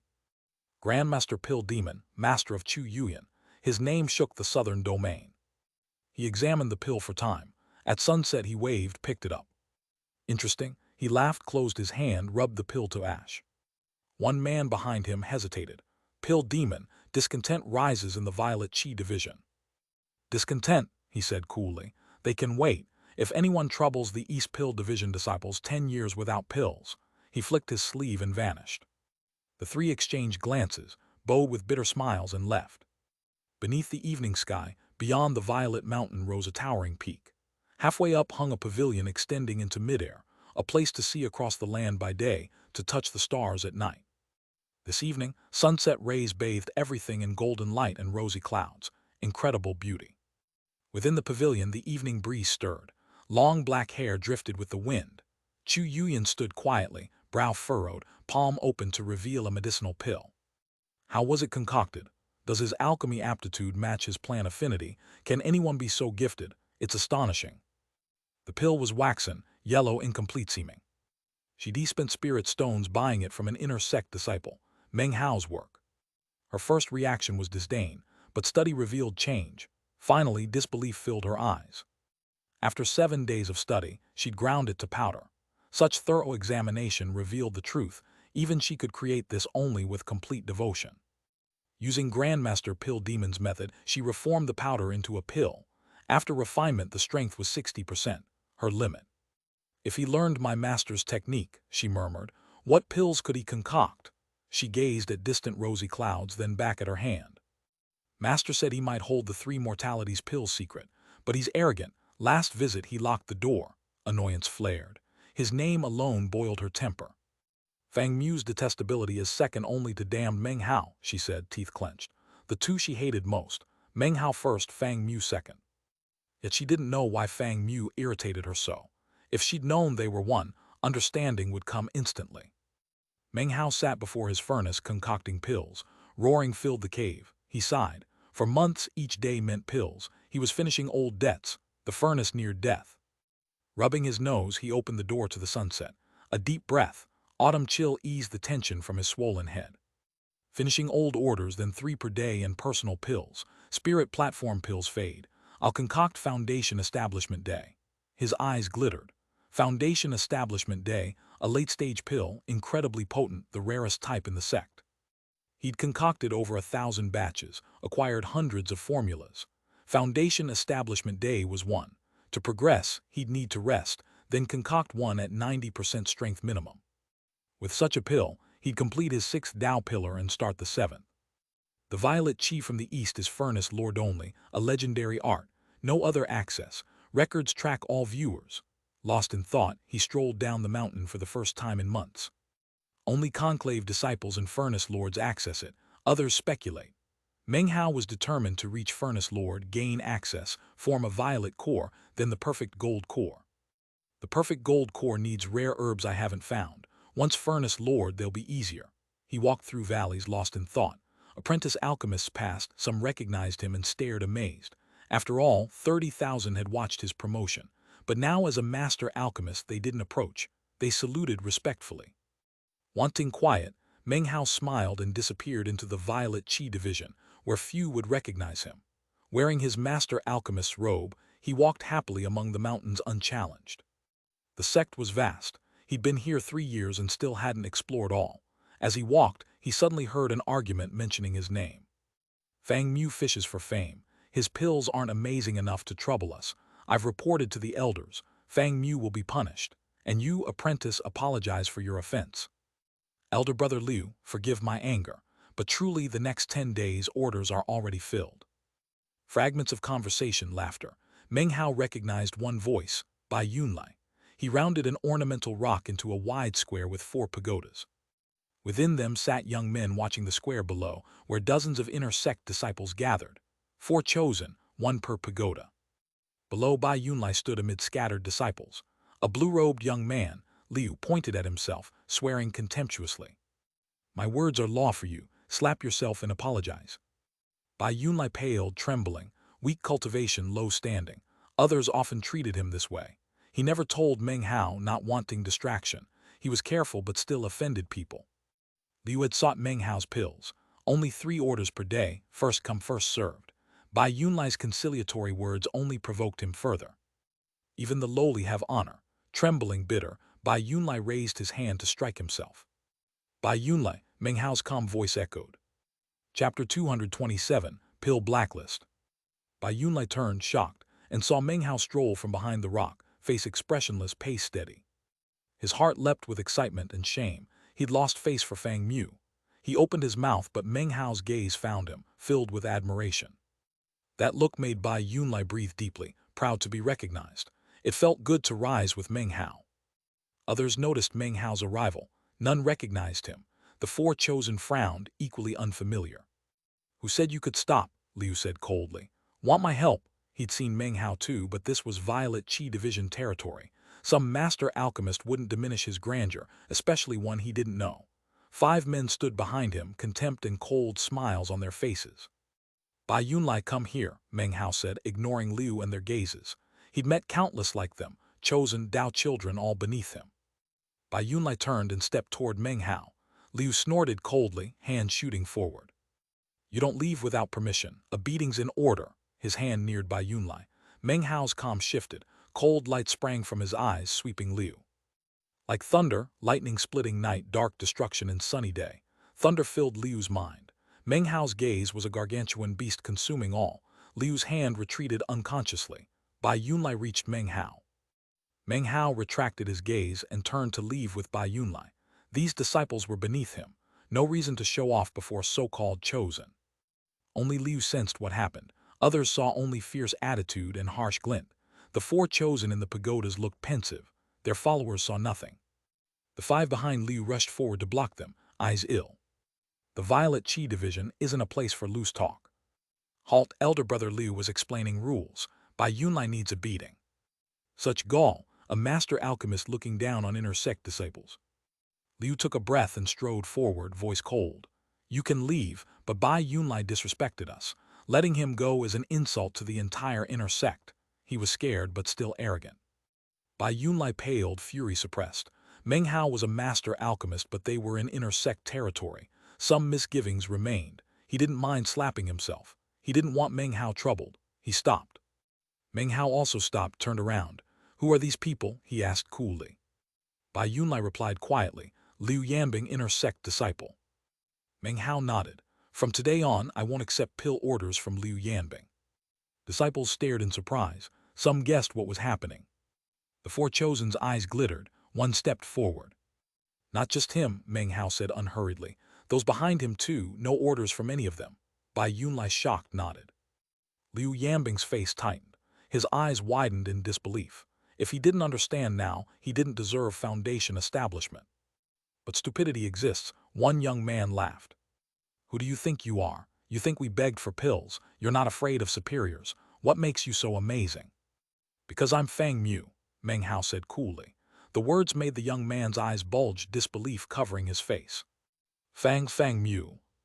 Others behind Liu twisted in shock, looking at Meng Hao stunned. All Violet Qi disciples gasped. Eyes blazed toward Meng Hao. The 4 chosen's expressions flickered. Silence filled the square. Fang Mu's name had towered over the sect for months, illustrious, nearly universally known. When spoken, it thunderclapped across the plain. Liu Yanbing's face fell. Those behind him looked worried. A moment ago, Bai Yunlai was fair game. Now, offending alchemist Fang directly seemed unwise. They rushed forward with explanations. Meng Hao turned without interest. These disciples were beneath him, as different as black and white. He left Bai Yunlai following. The four chosen hurried to catch up. Liu Yanbing's heart filled with bitterness, but dismounting a tiger mid-ride is hard. He gritted his teeth, determined to save face. Fang Mu, maybe you won't take my orders, but you're not the only master alchemist in the East Pill Division. Besides, your pills are low quality, worthless. Meng Hao laughed coldly. He stopped a third time, turning to look intently at Liu Yanbing. Had this fool stayed silent, they'd have parted. But these strange, contradictory words made Meng Hao's gaze icy.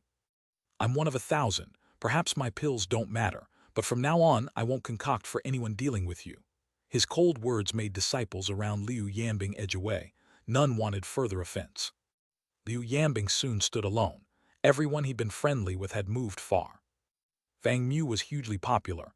A single pill from him was precious. Offending him was suicide. Meng Hao continued calmly. Also, if I hear anyone sold you my pills, they're cut off from me too. Gasps filled the square. Such power, some might call it overbearing, but he was a master alchemist.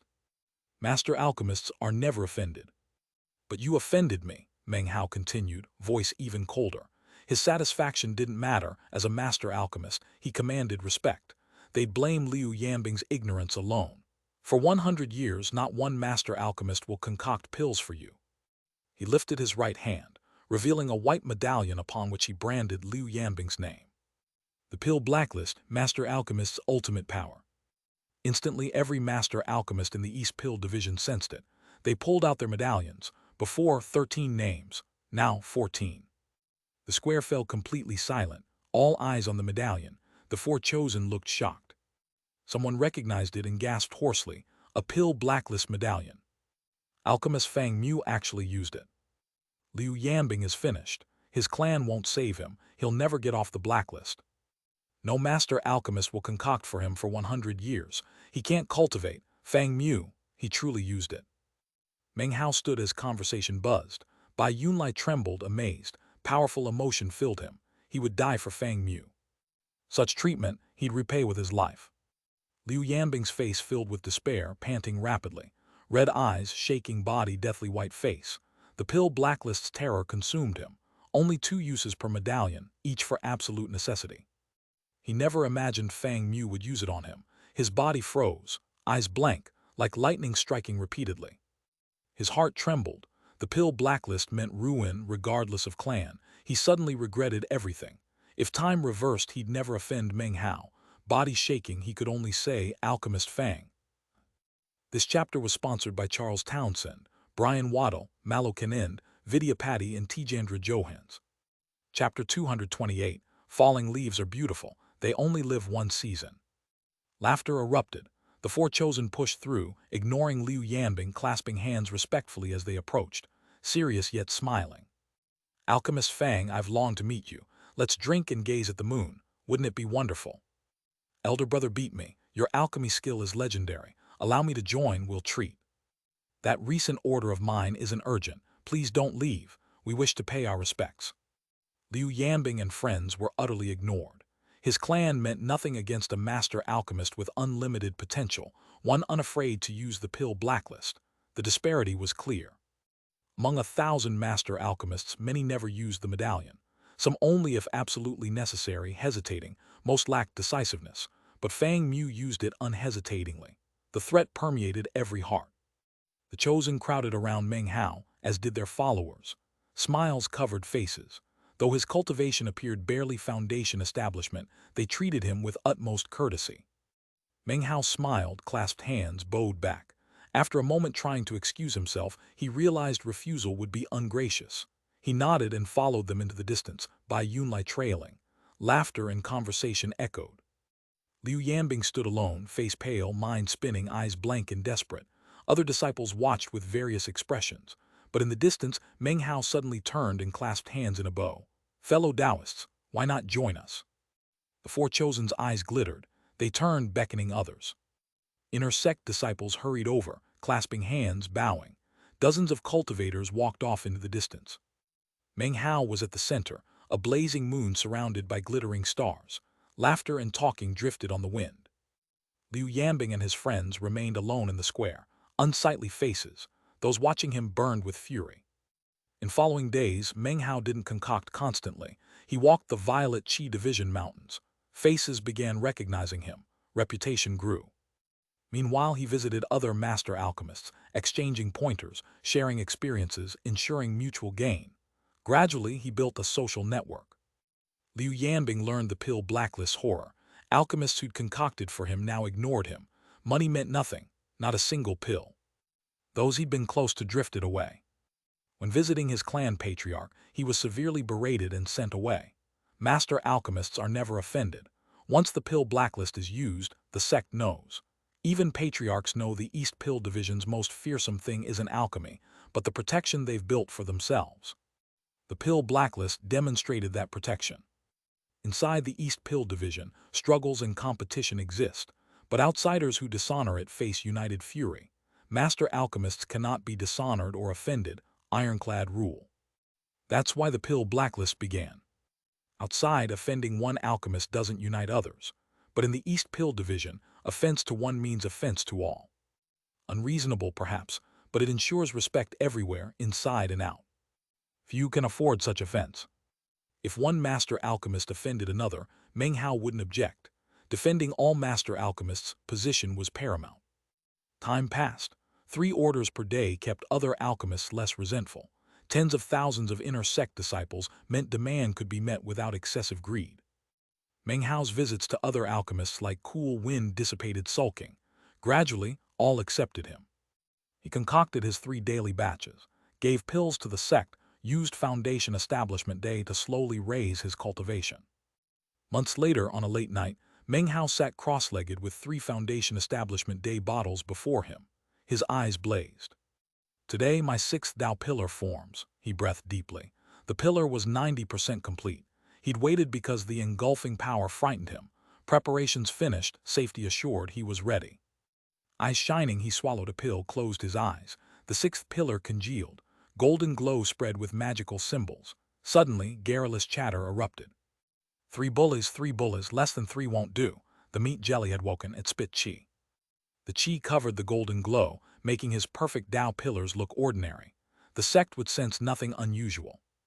Dawn, Meng Hao's body trembled, skin withered. An intensely violent gravitational force appeared, as if thirsting for millennia, wanting to devour him. Prepared, he crushed the remaining bottles. Foundation Establishment Day pills at 90% strength. He swallowed them. They exploded in his mouth, spiritual power flooding into the 6th Tao pillar. At noon, his eyes snapped open, blazing with bright light. Sitting cross-legged, he looked weaker, but inside raged a storm. Shockwaves were consumed by the meat jelly. 6 perfect Tao pillars formed. Meng Hao breathed deeply, closed his eyes. A moment later they opened, calm, filled with strange light, confidence in his cultivation base. 6 perfect Tao pillars, mid-foundation establishment. One more meant late. A flawless Tao child couldn't match him then. Pressure would make their pillars tremble. Even now, he could exterminate any Tao child easily. The so-called chosen were ants, dried weeds, crushable on a whim. Perfect foundation, such potency, he murmured softly, eyes shining with anticipation for his 9th pillar, the Great Circle. The meat jelly flickered before him, eyes wide. 3 bullies, it cried. After shedding, it had stayed meat jelly form. 3 bullies, no less. It repeated, voice chopping nails and slicing iron. Content, it burped, muttered, then vanished into the cosmos bag to find the Li clan patriarch for noontime naps. Meng Hao stood and opened the cave door. Dazzling sunlight filtered down. A deep breath. Winter ended, spring began. No snow here like in the state of Zhao. He looked quietly skyward and realized, more than 3 years in the Violet Fate sect, nearly 4. Time flies, he said quietly. Alone cultivating, he truly sensed time's passage. No mortal senses remained. Reminiscing, he thought of Chen Fan, elder sister Su Fatty. Scenes played. He knew their locations, but they didn't know his.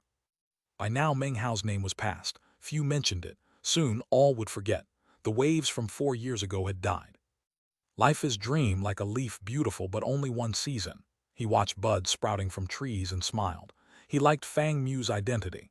The East Pill Division felt like an institute. He lifted his hand. A jade slip appeared. This jade slip had been branded by the Li clan patriarch at the behest of the meat jelly. It was branded with a Li clan conclave technique. Self-will incantation. Chapter 229. Because this will can only belong to devils. Self-will incantation. A Li clan conclave technique. In this technique, one's will was the key in which magic can be cultivated. Furthermore, if cultivated to a consummate level, then during spirit severing or Tao enlightenment, karma could be seized. The technique actually seemed more like a scripture, except it wasn't a scripture scroll but seemingly a fragment of a scroll. Nonetheless, this short passage was enough to become a conclave technique of the Li clan. Meng Hao examined it thoughtfully for a while. Then, his expression flickered and he waved his hand. The jade slip disappeared. Not much time passed before Bai Yunlai appeared, walking up hastily. He formally greeted Meng Hao in a respectful tone. Ever since the matter with Liu Yanbing, Bai Yunlai carried himself differently in front of Meng Hao. They were still close, but it was now clear that their positions were different. There was a slight tension between them. Meng Hao tried a few times to get him to act more like he had when Meng Hao first joined the sect. However, it just made him nervous. So, he allowed Bai Yunlai to greet him formally every time they met, and to speak in a reverent tone. Meng Hao could only sigh at this change. He understood that it would be impossible to maintain the same relationship they always had. His own Tao of alchemy was growing further and further away from Bai Yunlai's, and as such, the respect the man showed grew deeper and deeper.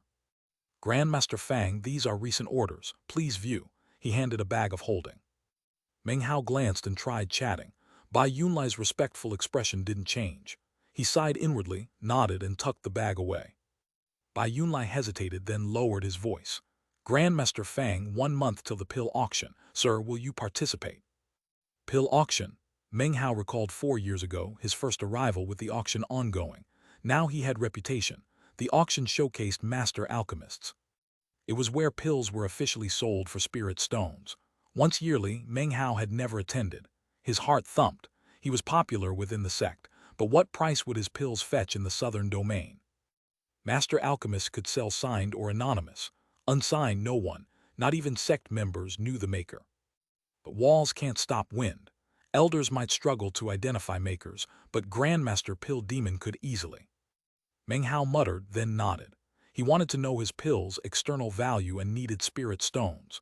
Copying Foundation Establishment Day had cost him. Even compensated by inner sect disciples, he couldn't afford it. He had many rare herbs but few spirit stones. The childhood dream of being rich seemed perpetually distant. He saw off Bai Yunlai and stood thinking when a bright beam appeared. A slim, graceful woman inside, Chu Yuyan. He sighed at bad luck and entered the cave immediately. Fang Mu.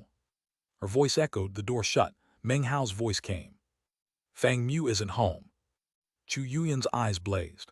Her veins bulged, teeth gnashing. She'd called multiple times this past year, but he was always away. Acting like he'd seen a devilish fiend infuriated her. She clenched her teeth. You're hiding because you have a secret. Every visit she said this. She was certain Fang Mu harbored secrets. His avoidance enraged her. His name alone sparked irritation. Meng Hao's voice drifted out. What you can't see won't annoy you.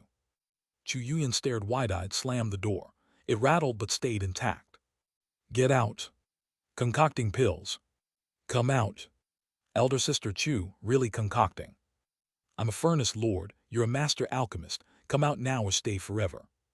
Fellow Taoist Chu, you camped 7 days last time. Rumors spread. Bad for reputation, right? You. I Fang Mu value my reputation. Unmarried, concerned with appearance. Fellow Taoist, please leave, he sighed. Chu Yuyan's intuition frightened him. He avoided her for years, certain interaction would reveal clues. If she realized he was Meng Hao, he couldn't think how horrific it would be. Chu Yuyan gnashed her teeth, stamped her foot, then left. He sensed her gone and sighed relief. A wry smile formed. Everything in the East Pill Division was good except Chu Yuyan. Her presence made him insecure. If she continues, I might need another method to handle her. His eyes flashed coldly, then his calm expression returned. He stopped thinking about her. A wave of his hand ignited the earthly fire. A pill furnace appeared above it. This blood crane furnace bore 3 carved cranes. As heat turned it red, the cranes turned blood-colored. They seemed ready to fly free. Impressive, intimidating. Meng Hao had traded many pills and herbs for it from a veteran alchemist. Familiarity came with use. The furnace turned bright red quickly. Meng Hao stood aside, eyes thoughtful. What pill for the pill auction? Hundreds of formulas flashed through his mind, none caught his attention. An incense stick burned. The furnace glowed blood red, painting the cave. Meng Hao's eyes suddenly flashed. A poison pill. Based on his understanding, poison pills had no standard recipes, created spontaneously by the alchemist. This prevented unauthorized formulas. Somewhat taboo, yet most master alchemists research them. Proof of alchemy skill and plant mastery. One must understand plant variations to create a unique poison pill. A pill one person made that 10,000 couldn't dispel. All master alchemists thirsted for this. He took a deep breath, sat cross-legged beside the furnace, let heat fill his body, closed his eyes. Silent meditation. Days passed. Fire burned. The blood crane maintained bright red, undegraded. 7 days later, his eyes opened. Determination filled them. This poison pill isn't for enemies, for myself. Poison but not poison. Medicine but not medicine. He remembered the state of Zhao, Shangyu and Ziu, the pearl little tiger gave him. The pearl raised cultivation 1 level. It opened the path to the 10th chi condensation level. That day's power haunted him. Pierce chi vessels throughout, chop them like meat. Turn body to treasure, split chest. Crush mind, consolidate millions of murderous intentions. Explode Tao pillars in the core sea. Killing intent exterminates spirits. Fuse mortal soul with spirits. Use killing power to subvert consciousness. Mind and core sea fused into nothing in a blink. This devilish will becomes a suicidal heart, raising cultivation to the skies. Not soul burning, it supersedes that. This pill, bedevilment pill, because this will can only belong to devils. His bloodshot eyes glittered. His hand grabbed his bag, waved it. 10,000 medicinal plants floated in midair, bathed in crimson, bizarrely demonic. His hands blurred, shadows flickering. Mind and energy poured into the furnace. He catalyzed, pulverized, created hybrids, searching for one particular root. Never before had he been so possessed.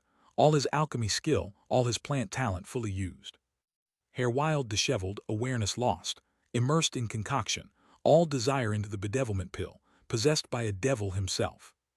This bedevilment pill, the first true pill Meng Hao ever created in his alchemy cultivation. No formula, didn't need one. A pill containing a master alchemist's true will, created by will's influence. Its value was indescribable. If a furnace lord saw him now, they'd go mad. In cultivation, enlightenment. Alchemy also has enlightenment. Pill Demon experienced it. The other 2 grandmasters did. Some furnace lords might once in life, luck and fortune only. Right now, Meng Hao experienced alchemic enlightenment. A pill from alchemic enlightenment was miraculous, as if created by heaven itself. Unparalleled, unmatched. This chapter sponsored by Yabachi, David Bottlander, Gary Cosby, Min H. and Jiaishan Chen. Chapter 230, Bury Devils Beneath the Earth. 1 month of concoction, the longest ever for Meng Hao, no rest, all energy on this pill. Over 10,000 plant variations shaped by his will. Endless adjustments transformed it into a unique, solely his pill. The last night late moon filled, the blood crane trembled. No longer bright red, it gradually returned to original color. Hours passed. When moonlight grew hazy, it returned. Meng Hao's hair was a mess, eyes filled with blood vessels, face pale white. His cultivation had rotated, emitting power for 1 month straight. Thankfully, he had 6 Tao pillars. With only 5, even medicinal pills wouldn't prevent midway suspension. If alchemic enlightenment stops before completion, it can't resume. Seeing the recovered furnace, Meng Hao breathed deeply, exhausted from a month's work. The critical part felt like life and death struggle. He closed his eyes, burning painfully. Long time later, he opened them. Without hesitation, he pressed his hand to the furnace. It trembled. 2 black pills flew out. Instantly, a black cloud formed above the furnace. Inside the cave, bizarre. Meng Hao stared blankly, confused. The cloud finished forming. Suddenly, lightning shot at the pills. Meng Hao slapped his bag. The meat jelly flew out. Seeing the cloud, it stared shocked. Its eyes glowed. It flew to meet the lightning, opened its mouth, consumed it entirely. It smacked its lips, delicious. Pill tribulation lightning, it said, licking lips. The tastiest. Its eyes fell on the 2 pills in Meng Hao's hands, eager to try them. 3 bullies, Meng Hao said resolutely. The meat jelly hesitated, torn. Finally, it returned to the mask, muttering, preparing to vent on the Li clan patriarch. He looked at the 2 pills in his palm. They seemed to struggle, wanting to fly away, the first sentient pills he'd concocted, ones that provoked tribulation. Meng Hao's eyes shone, tired but unable to look away. Same size, one pitch black, one violet-hued. The violet was superior. The black was consummate but slightly inferior. Despite struggling, they couldn't leave his hand. Both were lightless, seeming to suck in all light. Looking long, your soul might be sucked inside. I concocted these with true will, he murmured. His eyes flickered. He waved, a flying sword appeared. Slowly he carved a mark onto each pill, a cauldron. The cauldron from the blessed land of the Black Sieve sect. The cauldron that desired to defeat the heavens. Not perfectly accurate, but close. After inscribing, they stopped struggling. The cauldron mark flickered, branded onto their hearts. It seemed alive, real. He took a deep breath. A smile broke out. Exhaustion swept through. No rest for a month. Foundation establishment cultivator, but this was too much. No energy left. Peak bedevilment pill. The cauldron brand represents earth, suppressing it. Bury devils beneath the earth, the pill's name. He retrieved bottles, placed the first bedevilment pill in one, sealed it with wax, placed the violet pill in another. He pulled a jade slip, summoned by Yunlai. Soon he appeared outside. A pill bottle flew to his hand.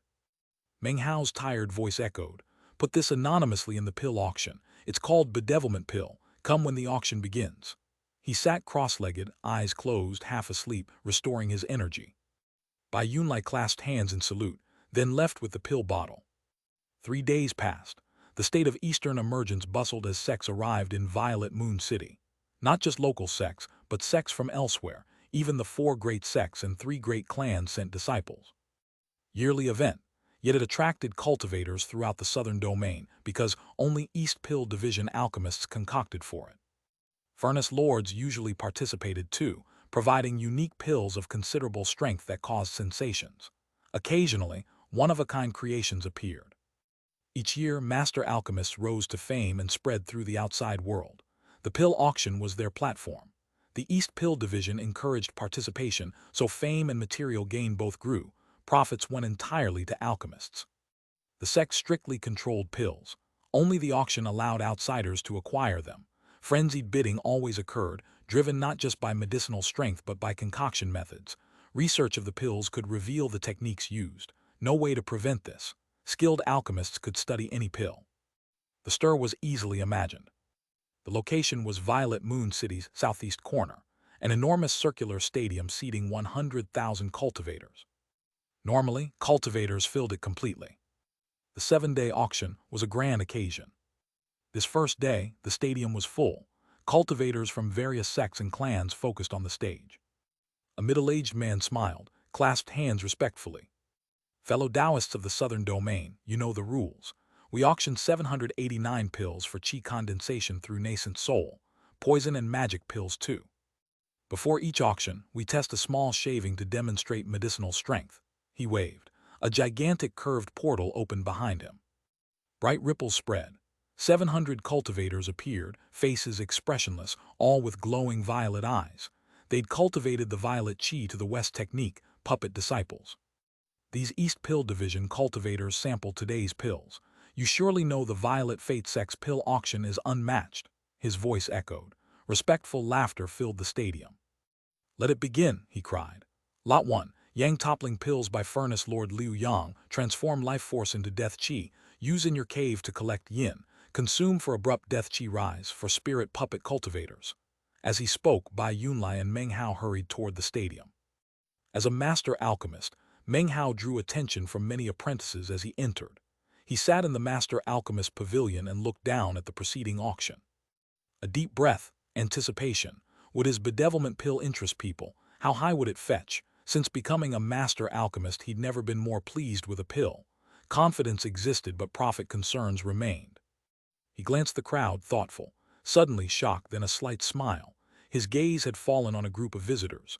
Among them, a fat young man casually grinding his teeth. Chapter 231, Pill Auction. In all the southern domain, only one person dared use a flying sword to grind his teeth so domineering.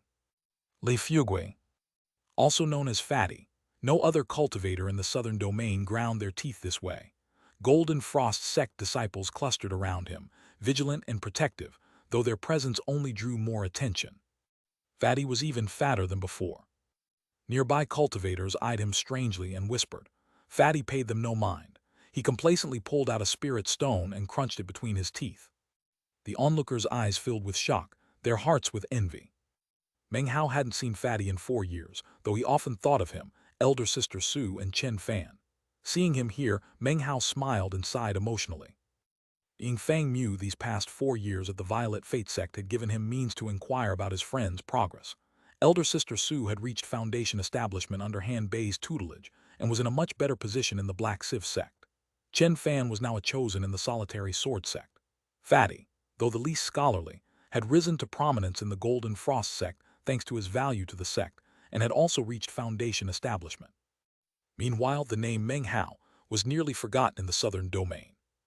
Meng Hao smiled, seeing his old friend lifted his spirits. Bai Yunlai leaned over.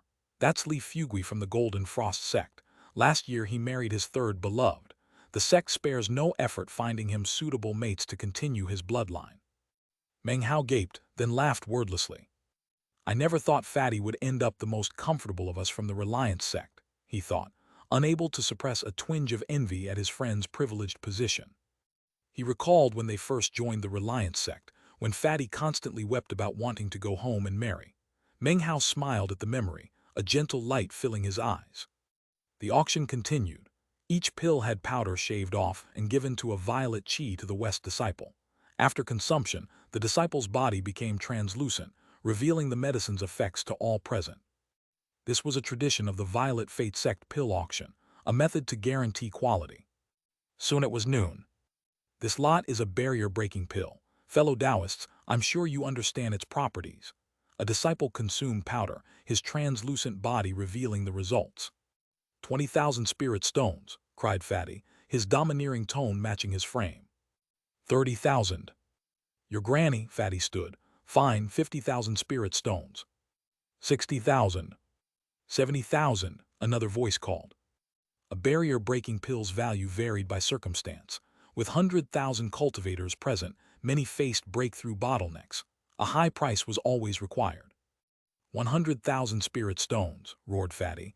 I have spirit stones to spare. They're not even mine. Who dares compete? He pulled out a spirit stone and crushed it between his teeth. The Golden Frost sect disciples smiled wryly. Fatty's words were effective. Besides, barrier-breaking pills weren't guaranteed success. No one dared exceed 100,000 spirit stones. Meng Hao's expression grew strange. The pill hadn't been concocted by him, but he could clearly see its effects and medicinal strength. The alchemist had extracted only 30% medicinal strength. I charged Ding Yang too little for the same pill, he thought. Of course, sect prices differed from auction prices, especially between members and outsiders. The auction continued. Pills appeared, atmosphere rose. When a furnace lord's pill came up, the price soared to hundreds of thousands of spirit stones. Meng Hao was astounded at the profits master alchemists could make. He knew the pill's base cost was only tens of thousands of spirit stones, with only 50% medicinal strength. He could produce a similar pill without concentration. Fatty bid on most pills and acquired several, becoming one of the stadium's most recognizable figures. He continuously glanced at female cultivators, putting on a casual, cool look whenever one met his eye. The Golden Frost sect disciples could only sigh and did nothing to stop him. He was engaged in a righteous cause, finding wives, by order of the sect leader himself. The auctioneer smiled. This lot contains medicinal pills concocted by alchemist Li Tao. Foundation Establishment Day, usable from mid-Foundation Establishment stage through late Foundation Establishment stage. 3 bottles, 6 pills each, sold together. 3 bottles appeared. When a disciple sampled the powder, silence filled the stadium, then erupted into conversation. That pill. 45% medicinal strength. This is extraordinary. Who is Li Tao? This rivals Furnace Lord quality. The plant interactions are remarkable. Most cultivators knew little of alchemy, but the disciple's translucent form revealed the pill's power. The auctioneer stared in amazement at the bottles in his hands. Meng Hao's gaze fell on the bottles. He smiled. Li Tao had consulted him before concocting this batch. During their discussion, Meng Hao had pointed out variations in plant interactions. It was largely through Meng Hao's help that Li Tao gained enlightenment and created this pinnacle work. The variations I mentioned would extract only 40% strength, thought Meng Hao. The final 5% is his personal achievement. He watched the crowd's fervent reaction, smiling. In his bag of holding lay several Foundation Establishment Day pills of his own making, with 90% medicinal strength. Auctioning them would certainly cause waves. I wonder what my bedevilment pill will fetch, he thought, anticipation filling his heart. The energy expended on it far exceeded his Foundation Establishment Day work. The bedevilment pills were the true expression of his will, the pinnacle of his Tao of alchemy. The auctioneer smiled. These 3 bottles will be auctioned together. Opening bid, 250,000 spirit stones. He estimated an incredible price. It might be the crux of the entire auction, and would elevate Li Tao's name throughout the southern domain. Though not a furnace lord, he had concocted pills matching furnace lord quality. This meant he had created unique plant interactions, the hallmark distinguishing master alchemists from furnace lords. To become a furnace lord, one must create unique interactions. Such pills' value far exceeded ordinary pills. Their appearance would cause a massive scene. Many would pay exorbitant prices for research. Once promoted to Furnace Lord, one could use alchemic concealing to hide plant interactions, making secrets harder to unlock. Master Alchemist pills lacked this concealing, making them easier to research. The East Pill Division knew this and couldn't control it. Skill in alchemy was innately researchable. Such leaks occurred perhaps once in 10 auctions. The frenzy around this batch was inevitable. The East Pill Division had forbearance. Since the pills were auctioned, they would not cover up their nature or prevent research. Bids erupted. 300,000 spirit stones. 500,000. I must have these bottles. Meng Hao's eyes glittered. That a 45% pill provoked such fervor made him wonder what his own pill would do. This chapter was sponsored by Peter Armstrong, Joseph Apor, David Cross, and CV. Chapter 232, Bedevilment Pill. 600,000, Fatty leaped up. Who dares contend with me? These bottles are mine, his voice thundered through the stadium. But these bottles weren't like the barrier-breaking pills. They represented a chance that came once in 10 years, perhaps once in 100. The East Pill Division could afford indifference, but other sects lacked its deep knowledge. Many were determined to study the pills' interactions. Regardless of sect size, all cultivators' eyes turned red. These pills were vital to both cultivators and their sects. Full research of the pill interactions would give a sect significant advancements in alchemy. Bids flowed from great clans and great sects. Meng Hao watched from the pavilion, eyes wide, unable to comprehend the scene. As prices climbed, his eyes shone. After this auction, Li Tao's name would be known throughout the southern domain. All cultivators would seek his acquaintance. That he produced such pills as a master alchemist meant he was definitely qualified to become a furnace lord in the future. Only about 100 furnace lords existed in the East Pill Division. Each could cause a sensation in the southern domain and be sought by countless cultivators. Their position commanded solemn respect. Fatty bid on the Foundation Establishment Day, but eventually gave up as the price reached 4 million spirit stones, the highest in the Violet Fate Sect's pill auction for 100 years. Every participant panted heavily. Silence filled the air. The winner was the Li clan, one of the great clans. 3 had come from the Li clan, 1 elder, 2 chosen. Each great clan had its own alchemy tradition. Though different from the East Pill divisions, there were similarities. These pills offered an incredible opportunity to discover new plant interactions.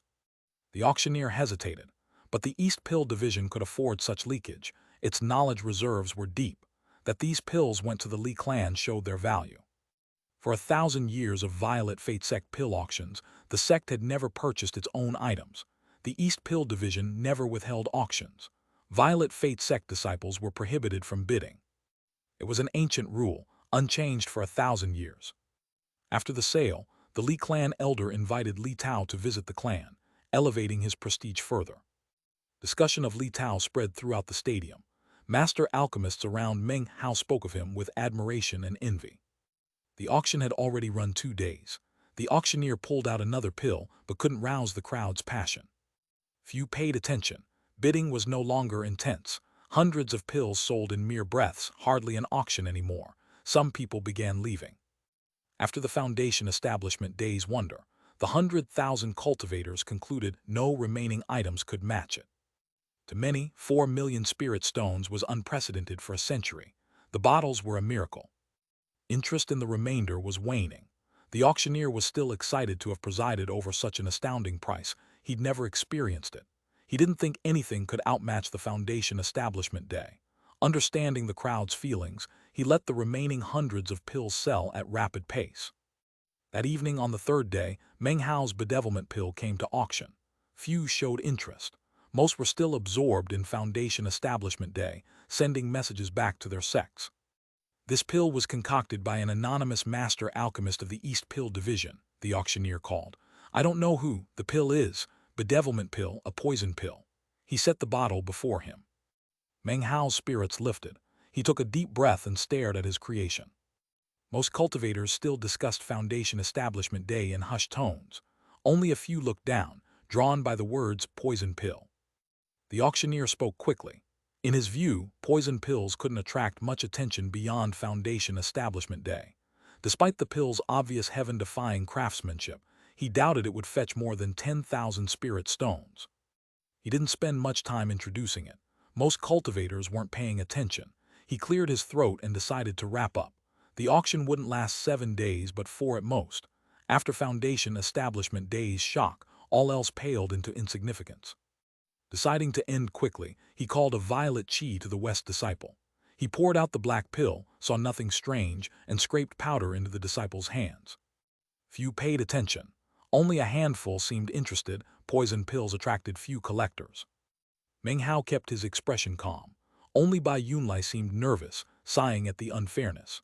Meng Hao's alchemy far surpassed Li Tao's. That was evident from how inner sect disciples competed for his services. The disciple was a young man, about 30, expressionless. Despite the crowd's apathy, he earnestly consumed the powder without hesitation. His cultivation rotated, the powder dissolving into his body. He became translucent, revealing the results inside.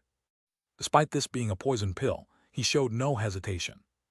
As the powder was absorbed, his body transformed.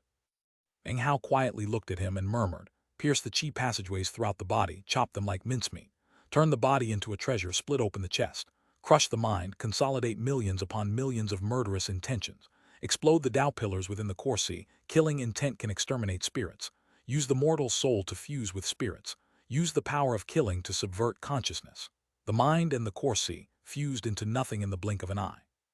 This devilish will shall transform into a suicidal heart, which will cause the cultivation base to climb to the skies. It is not a burning of the soul, it supersedes that. This pill will be called bedevilment pill. This will can only belong to devils."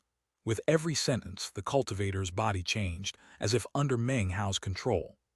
His expressionless face changed. Sweat poured down his forehead. His body shook, veins bulging. The powder was absorbed and transformed into an indescribable stimulating force. His body filled with pain, spiritual energy exploding. It felt as if his chi passageways were being slashed to pieces by countless swords. A roaring sound emanated from within, as if his very life force were shooting out. The intensity exploded from his chest, transforming into frenzied murder, shattering his 3 Tao pillars. His Tao pillars fell to pieces, his core sea evaporated, his cultivation shattered. Power flooded his mind, pulverizing his soul, filling it with devilish will that would end his life. His consciousness disappeared and he went mad. He lifted his head to the sky and let out a shocking howl, echoing with indescribable murder, transforming into killing intent that emanated in booming waves. A shapeless flame sea enveloped him, burning body and soul, filling him with frenzied devilish insanity. His breathing became ragged, and his cultivation base suddenly exploded upward. Without Tao pillars, his aura rivaled late Foundation Establishment stage. His roar slammed onto the 100,000 cultivators discussing Foundation Establishment Day. All eyes turned to the disciple. Meng Hao stood with calm expression and calm eyes. He seemed like an alchemist devil. Just a quick note to remind you that Li Tao's surname a different surname from that of the Li clan, both in terms of the character and the pronunciation. Chinese letter L, I grave versus Chinese letter L letter 1D0. Chapter 233, The Earth, the Heavens. The killing intent in the howl rising to the heavens was indescribable. Its intensity spread, causing a pulsating black aura to emanate from the young cultivator. The black aura swirled, making him look like something risen from the underworld. His eyes snapped open, and 100,000 cultivators gasped. His eyes appeared wild, filled only with frenzied death. They were crimson, glowing with insanity. From this moment, this was no longer a cultivator, but a devil. He emanated late Foundation establishment stage power. Moments ago, he'd been at early stage. This explosive transformation sent thunderous shock through surrounding hearts. The surroundings grew completely silent, all eyes fixed on the devilish deity. The auctioneer stared in shock, breathing heavily, his face covered in astonishment. Though the disciple looked like an insane devil, with billowing killing intent in crimson eyes, there was also a calmness within them. This calmness was even more terrifying. Despite the frenzied killing intent, he hadn't lost his mind. All 100,000 cultivators could clearly see the changes within his body caused by the powder. If this tiny amount caused such transformation, what could the entire pill do? All present breathed heavily. Their eyes shone with amazement as they contemplated the answer. The stadium exploded with conversation. What pill is this? Astonishing. That was just powder, yet caused such transformation. If the entire pill were consumed, what would happen? It unleashes potential within the body, fuses core C and Tao pillars, emits consummate killing aura. This is no poison pill. At a critical moment, it could save one's life. Poison pills lack formulas usually, but this pill. What matters is medicinal strength. I watched closely. That powder shaving displayed at least 50% strength. 50%? Is this a Furnace Lord poison pill? Discussions raged as they had for Foundation Establishment Day. All eyes fixed on the black pill and the mark branded on its side. Look, it has a mark. A cauldron. The pill is branded with a cauldron. That's the alchemist's mark. They only brand pills with personal marks when completely satisfied. A cauldron. I've never heard of an alchemist using that. I demand the auction house test this pill's medicinal strength. Yes, test it. The demand for testing intensified the stadium's atmosphere. How could the auctioneer have imagined another pill after Foundation Day could cause such commotion? The auctioneer waved his hand without hesitation. Two old men walked out from behind the portal. Both had long white hair. These veteran master alchemists tested pills' medicinal strength at auctions. As they emerged, the auctioneer grew courteous. The old men had proud looks and ignored the 100,000 cultivators. One reached for the pill, eyed the cauldron mark without pleasure. In his view, non-furnace lords shouldn't mark pills. The crowd sensed he'd wipe it away if he could. The old man sniffed the pill and his body trembled. His eyes filled with disbelief as he leaned in to examine it. He grew more agitated, body trembling harder, eyes widening. Impossible, he said hoarsely. This pill is impossible. Impossible. His voice made surrounding cultivators pant. They couldn't imagine the strength required to shake a veteran alchemist so. The other old master alchemist strode forward. He examined and smelled the pill, his eyes gradually shining with strange light. Seeing through it, his face paled, disbelief and astonishment filling it. This is. The two men looked at each other, astonishment clear in their eyes. Their bodies trembled, breathing heavy. Master alchemist, this pill. This pill cannot be sold, one said, voice echoing through the stadium. Uproar followed. What? We asked for a test. Will the Violet Fate Sect pill auction break a 1,000-year tradition by not selling? According to auction rules, we have the right to test. You haven't revealed results and already won't sell. Tell us the medicinal strength. 100,000 cultivators rose in protest, including Fatty roaring at the top of his lungs. The auctioneer's expression tightened. He'd never encountered this and was getting nervous. Suddenly, a new portal appeared. 7 people emerged. The auctioneer's face flickered with shock. He clasped hands and bowed deeply. The two alchemists' faces filled with veneration as they saluted. The 100,000 cultivators fell silent, eyes wide with shock. These 7 were all furnace lords of the East Pill Division. Each name reverberated like thunder throughout the southern domain. All hearts trembled. They approached the bedevilment pill. One reached out, examined it carefully. His hand trembled, expression filling with shock. He tried to conceal it, but the cultivators noticed. A furnace lord's shock sent lightning through the hearts of 100,000 cultivators. The furnace lord's gaze swept the 100,000 cultivators. With an inward sigh, he made the bedevilment pill float, then sat cross-legged. In previous auctions, the East Pill Division offered one test opportunity for medicinal strength. Are all of you certain this is the pill you wish to test? No answer was needed. The 6 other furnace lords joined him, sitting in a circle around the floating pill. They performed incantation gestures, and 7 pill furnaces appeared. Each was clearly made from extraordinary materials. Each furnace that ignites represents 10% medicinal strength. This is fair, since all ingredients in this auction were grown in the East Pill division. Otherwise, we couldn't determine strength so accurately. As the voice rang out, 100,000 cultivators watched closely. These furnace lords had illustrious reputations and commanded utmost respect. They closed their eyes. A fragrant medicinal aroma filled the air. Suddenly, one furnace glowed, then a second, third, and finally a fourth. 4 furnaces, 40%. So only 40%, not quite as good as Foundation Establishment Day, though comparing poison and regular pills isn't simple. Actually, I'd say, discussions broke into deathly silence as if throats were clamped. 100,000 cultivators began panting, shock filling their faces. They stared as a fifth furnace lit, then a sixth, and a seventh. In an instant, all 7 furnaces glowed brightly. 70%. It must be a furnace lord, this. But what if there were 8 furnaces? As conversation roared, the 7 furnace lords' faces flickered, hearts trembling. Another portal suddenly appeared, 3 more furnace lords emerging. Their faces calm and dignified, they strode forward, sat, and produced furnaces. As their furnaces emerged, they glowed. 8, then 9, then 10. All pill furnaces glowed. 10 furnaces, their glow rising to the sky. 100,000 cultivators stared with blank looks. No roar of conversation filled the air. The 10 furnace lords too stared mutely, minds spinning, panting. Unprecedented shock filled their eyes. Then the reaction came. 100,000 cultivators went mad. Their minds buzzed, eyes crimson, breath ragged. 100% medicinal strength, a perfect product. From ancient times, nothing like it had appeared in the pill auction.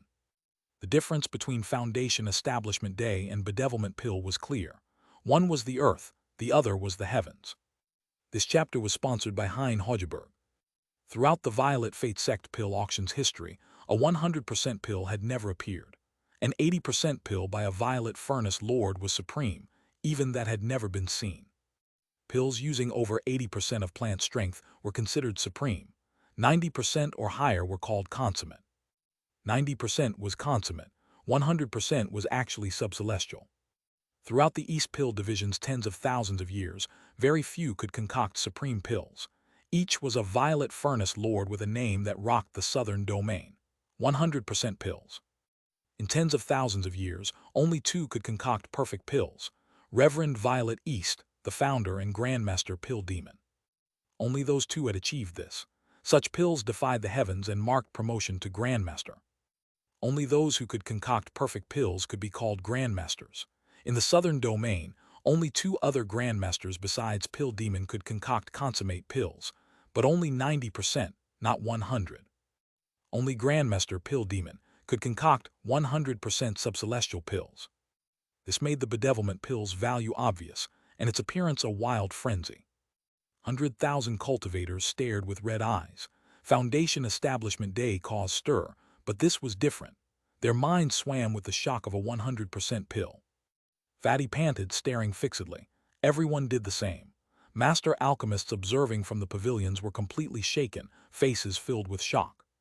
Apprentice alchemists were in an uproar. Even Violet Chi Division disciples were shocked. The entire auction seemed about to collapse. The auctioneer stood trembling, mind filled with roaring, breathing agitated, eyes bloodshot. He'd never imagined touching such a pill. When he recalled shaving powder from it, his heart filled with regret. That action was blasphemy. A 100% pill was sacred to alchemists, a precious treasure. His madness might be incomprehensible to outsiders, but as an alchemist, his greatest dream was to concoct such a pill. The 10 furnace lords stared blankly at the floating bedevilment pill. Their eyes shined with religious fervor, breath coming in ragged bursts. They seemed to have forgotten everything but this pill. Meng Hao's heart began to pound. He was getting the feeling this wasn't a good development. He never imagined the pill would lead to such an uproar. That pill, it, murmured by Yunlai, seeming in a daze. He slowly looked at Meng Hao as if his soul had vanished. Before the auctioneer could set a price, the frenzied crowd roared bids. 5 million spirit stones. I'll take this pill even if it ruins me. 10 million. I'm from Mount Dao sect, I'll spend my entire sect's resources. As prices were shouted, the atmosphere grew more frenzied. Most knew something of alchemy. The Foundation Establishment Day's value was clear, 45% with varied interactions. But a 100% pill. Its mysterious interactions made value hard to determine. All cultivators knew any sect unlocking even a sliver of its secrets would advance their alchemy unprecedentedly. This was no ordinary pill, but a 100% pill, something only Grandmaster Pill Demon could concoct in the entire southern domain. Cultivators knew anyone acquiring and studying it completely could found their own alchemic sect. It was a rarity in the modern world. Even without complete understanding, any sect possessing it had a precious treasure. The explosive atmosphere continued rising. Chaos seemed about to break out. Some prepared to fight. The pill's appearance incited frenzied struggle. The auctioneer couldn't control the situation. If he said it wasn't for sale, killing intent would fill the stadium. Nothing like this had happened in the pill auction's history. The auctioneer's face was pale as he looked at the frenzied 100,000 cultivators, not daring to speak. "Who made this pill?" somebody suddenly shouted. Many cultivators, realizing they had little hope of acquiring it, began focusing on the maker. The question thundered, and 100,000 cultivators grew deathly quiet. They recovered some wits, everyone wondering the same thing. "If I recall, it was a master alchemist." Master alchemist, this pill was concocted by a master alchemist. Surely Grandmaster Pill Demon himself. How could it be a master alchemist? Only he can concoct perfect pills in the entire southern domain. Conversation filled the air. The auctioneer's face was pale, but he hurried to say, this pill was concocted by an anonymous master alchemist of the East Pill Division. His breathing was ragged, shocked by his own words. The 100,000 cultivators' reaction was greater. Upon hearing this, they began panting, dumbfounded faces filled with astonishment. Silence, then explosions of louder conversation. A master alchemist concocted this. Not Furnace Lord, not Violet Furnace Lord, not Grandmaster Pill Demon. A master alchemist concocted a perfect pill. This alchemist. Such talent, such alchemy skill. A 100% pill, who is he? Such heaven-defying talent in the Violet Fate sect. Could he be an apprentice of Grandmaster Pill Demon? A perfect pill was valuable. The interactions mattered. But compared to the master alchemist who made it, one was earth, the other heavens. Such an alchemist would be invaluable to any sect. Few sects would hesitate to spend any price to acquire him. The 3 great clans and 4 great sects present all seemed moved. Their disciples' eyes glittered as they sent reports to their sects. Who is this alchemist? If he becomes Furnace Lord or Violet Furnace Lord, his pills will defy the heavens. We want to meet him. As frenzy built, Meng Hao took a deep breath, looking at the panicked Bai Yunlai. Meng Hao's gaze calmed him. But Meng Hao's heart raced. He never predicted such a reaction. He felt regret, thankful he hadn't attached his name, only the cauldron mark. The alchemist didn't reveal himself, but look at the cauldron mark. That's his. Cauldron, his name is Pill Cauldron. Grandmaster Pill Cauldron, who said it first was unclear, but instantly cultivators identified with the name. Its rise had begun. Meng Hao watched blankly, blinking. He felt unsettled, but pride and confidence filled him. Such a claim was a lofty honor for any alchemist. Then a violet glow emanated from the central portal, filling the stadium with massive pressure that suppressed the noise. The stadium quieted. The violet glow rose and 2 figures emerged. The leader wore a violet robe with golden pill furnace embroidery on the sleeves. His long black hair flowed, his expression filled not with anger but power. He looked slightly over 50 but emanated ancient air. He had clearly experienced many years. He walked slowly. All 100,000 cultivators looked at him. The 10 Furnace Lords' expressions changed instantly. They rose, venerating looks on their faces as they clasped hands in salute. Greetings, Violet Furnace Lord N, they said in unison. The words caused 100,000 cultivators to gasp. The shock was from Violet Furnace Lord. Meng Hao's eyes glittered as he rested his gaze on the violet-robed man and the incredible medicinal aura emanating from him. Note from Urgent. Many people have been wondering about the title of Book 3, The Honor of Violet Fate, and have come to the conclusion that it refers to the Violet Fate sect's honor within the southern domain. Actually, grammar in the title is a bit vague, making the subject and object unclear. It really should be The Honor of Meng Hao in Violet Fate. Chapter 235, Apprentice's Fee. As the violet-robed man emerged, onlookers' eyes fell on the hunchbacked cultivator behind him. His expressionless face bore self-inflicted scars. An indescribable power emanated from him, bolstering the pressure that maintained silence in the stadium. Patriarch Hunchback. Patriarch Hunchback. His cultivation is mid-nascent soul.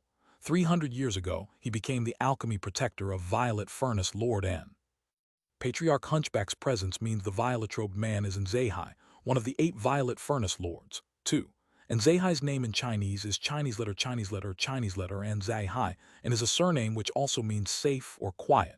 Zai means at or in. Hai means ocean or sea. 100,000 cultivators, eyes shone with respect. Violet Furnace Lord rank was virtually the pinnacle of alchemy. There was no higher position but Grandmaster. And Zehai's expression was calm. He nodded to the 10 Furnace Lords, then lifted his right hand and grasped. The bedevilment pill flew over and settled on his palm. He didn't sniff it, just let it rest as he closed his eyes.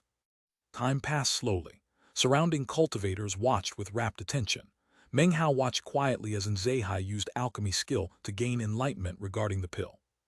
After an incense stick's time, Nzehai slowly opened his eyes. His face looked moved, and staring at the pill, a strange light filled his eyes. "What is the pill's name?" he asked slowly, his voice husky. The auctioneer's face filled with excitement. He clasped hands and bowed. "According to records, it is called bedevilment." And Nzehai looked at the pill for a long moment, then sighed. "What an amazing pill! Bedevilment. Melt the soul and transform it into evil. Rely only on the self to rise to the skies. It is not a burning of the soul, it supersedes that." He stated the essence without deducing the formula. Others might not understand, but Meng Hao's pupils constricted. No wonder he's a Violet Furnace Lord. He determined the true essence at a glance. Meng Hao lost himself in thought. In the future, he would add confusing elements to his pills to make them harder to analyze. Despite the man's skill, the situation made him uneasy. "This is not 100%, said Nzehai. "The medicinal strength is 95%, but what deserves praise is that this pill was concocted during alchemic enlightenment. There is no formula." 100,000 cultivators began panting, minds reeling, especially at the words alchemic enlightenment. Alchemic enlightenment. The pill was created during enlightenment. No formula exists. A pill created during enlightenment is unique. Its value is at least double. 100,000 cultivators discussed, burning eyes fixated on the pill, seeming to go mad again. And Nzehai looked at the pill for another long moment, then lowered his hand, letting it float. He stepped back and closed his eyes. He had only appeared to verify the pill was created during enlightenment. 20 million spirit stones. The Li clan must have this. 20,500,000. A perfect pill created in enlightenment is unique under the heavens. The place boiled with excitement as bids were called. Meng Hao breathed heavily, eyes shining. The bids excited him, but hesitation appeared. The Violet Furnace Lord said the pill was one of a kind, which seemed wrong given what happened. "Maybe I don't understand all the variations," thought Meng Hao, suppressing confusion.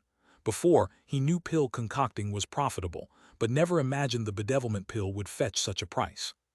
He realized joining the Violet Fate sect had been wise. Soon, the price reached 40 million spirit stones, enough to bankrupt most sects. Only the 4 great sects and 3 great clans could compete. 43 million, Fatty leaped onto the table. 48 million, someone from Black Civ sect yelled. 60 million, Fatty raved. "Screw your granny, who dares take my prize?" The price was unimaginable. To most, this was rare and consummate, but worth that much with enlightenment.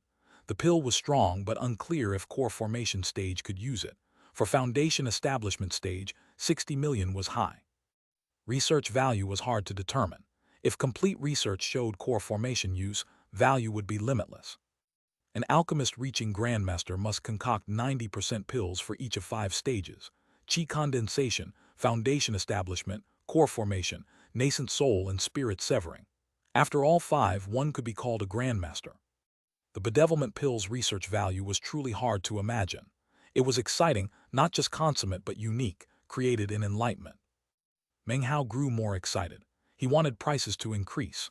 Were it not for his low cultivation base, despite anxiety, he'd auction the second pill too. But he wondered how to retrieve profits after the sale. That was a problem. It was at this moment that Nzehai's eyes suddenly opened. 100 million. Cultivators stared, dumbfounded. Fatty and others looked at Nzehai, faces filling with anger. All knew the unwritten rule: Violet Fate sect cultivators don't participate. The Foundation Establishment Day was sold for research without objection. But a consummate pill, and Sohe was participating, seller competing with buyers, who could compete. How could bidding continue? 110 million, Fatty yelled, eyes red. He didn't care about spirit stones, only face. Against a furnace lord, he'd been trampled and was unhappy. This wasn't battle. Crushing spirit stones was nothing, he had more. 200 million, and Sohe said calmly. 100,000 cultivators gasped. Such a price was inconceivable. Even 10 enlightenment pills weren't worth this. 200 million spirit stones could fund a sect for 10 years. 200, Fatty's anger raged. He was about to bid when Sohe's voice rang out. I'm not buying this for myself. I'm buying it at the behest of Grandmaster Pill Demon as his agent. Silence filled the air. Everyone looked thoughtfully. They understood. The Violet Fate sect wouldn't allow such a pill to be sold. No matter the tradition, their mind was made up. This pill wouldn't leave the sect. Giving no regard to this, Fatty still seemed willing to increase the price. 200.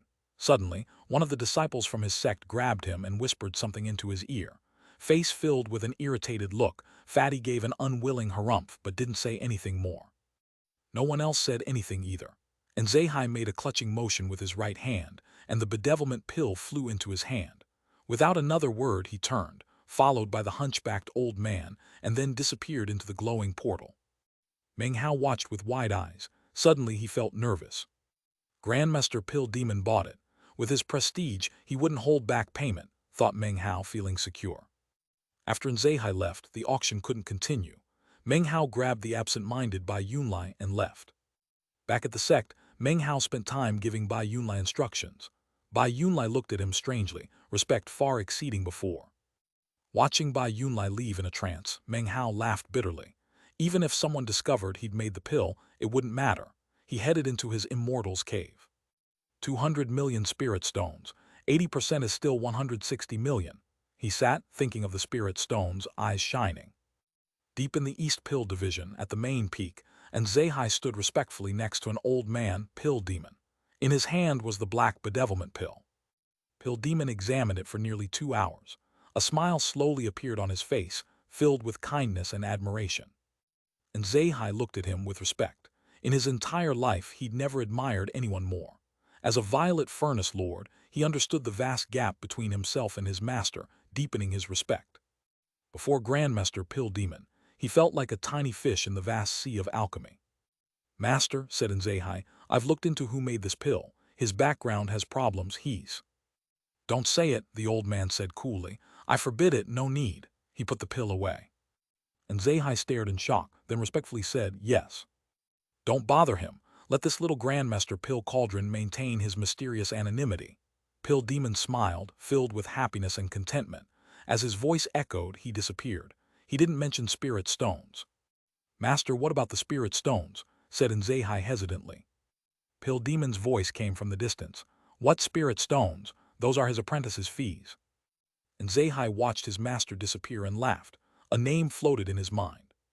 Fang Mu. Time passed. Soon half a month had gone by. It was on this particular day that, with great anticipation, Meng Hao asked Bai Yunlai to go check to see if the spirit stones could be collected. Bai Yunlai returned in the evening, his face long. His explanation was like a bolt from the blue. With great care, he said, I used a variety of methods to ask around, but the answer was always the same. Aye, after the pill was sold, no spirit stones were deposited into the account. I'm not really sure what exactly is going on, but how could we expect the auction house to dare to go and demand spirit stones from Grandmaster Pill Demon? Meng Hao gaped in astonishment. He felt as if he had just been struck in the head with 5 lightning bolts. His eyes went wide with fury. My spirit stones, my 200 million spirit stones. Pill Demon, you bought my pill. Give me my spirit stones. Meng Hao gnashed his teeth. However, there was nothing he could do except sit there feeling at a loss. This chapter was sponsored by Anon from SG, Jazil Ramirez, DS. A more complete translation of Apprentice's Fee would be fee for formally becoming the apprentice of a master, and Sohe's name in Chinese is Chinese letter, and Zai, and is a surname which also means safe or quiet. Zai means at or in. Hai means ocean or sea. Chapter 236, More Aftershocks. Meng Hao was at a loss. 200 million was impossibly high. Throughout the southern domain, many felt the same. They were at a loss at a consummate pill appearing in the pill auction, one concocted during enlightenment, unique under the heavens. Grandmaster Pill Cauldron's name spread far and wide, shaking the southern domain. Countless sects and cultivators heard about it. Officially, Grandmaster rank required several 90% pills, but pill auction pills caused commotion. Add enlightenment, and Grandmaster Pill Cauldron's name rose unprecedentedly, deepening the mystery around his identity. Everyone frenzied trying to determine who he was. Speculation ran wild. Some claimed he was another name for Grandmaster Pill Demon. Others thought he was a Violet Furnace Lord. No one believed he was an ordinary master alchemist.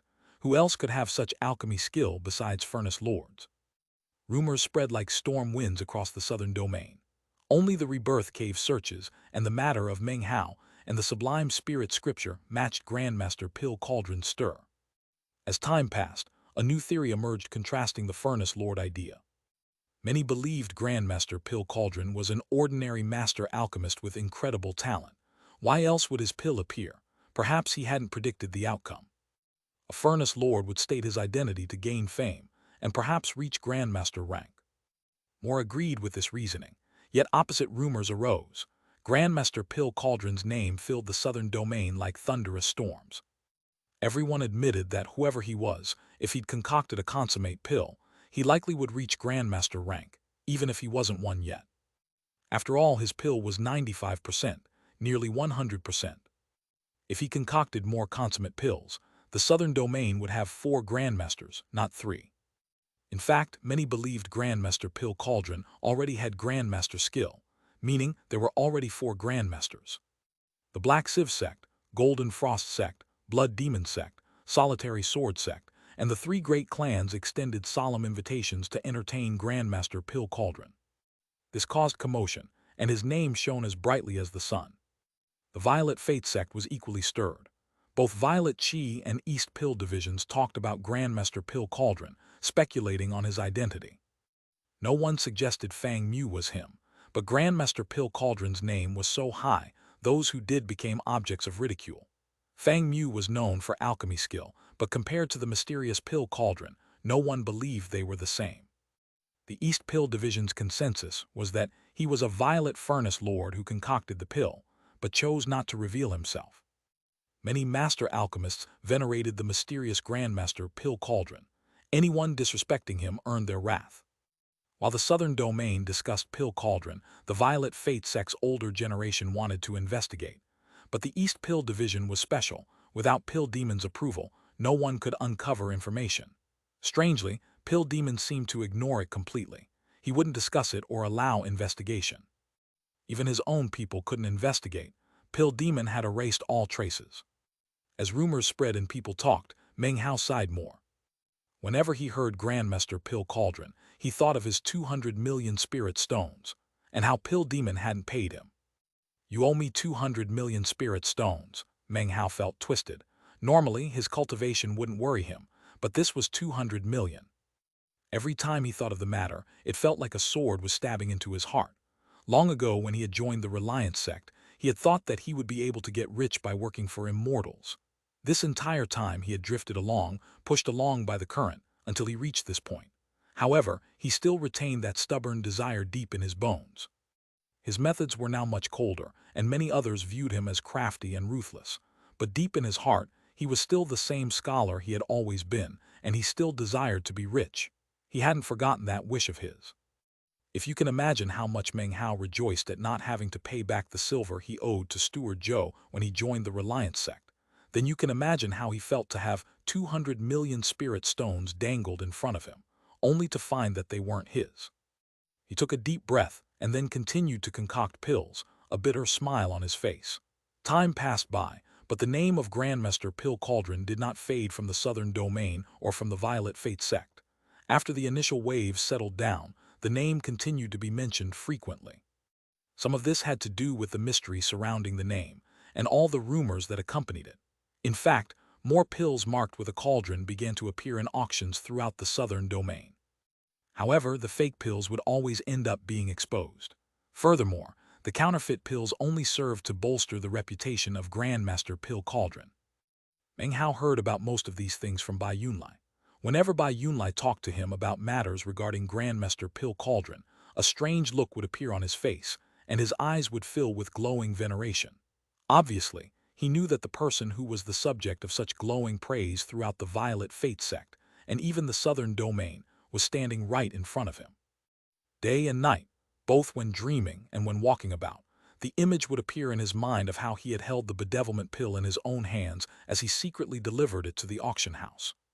When he thought about how he had held a consummate pill, and about the identity of Grandmaster Pill Cauldron, he felt like he was in a fantasy.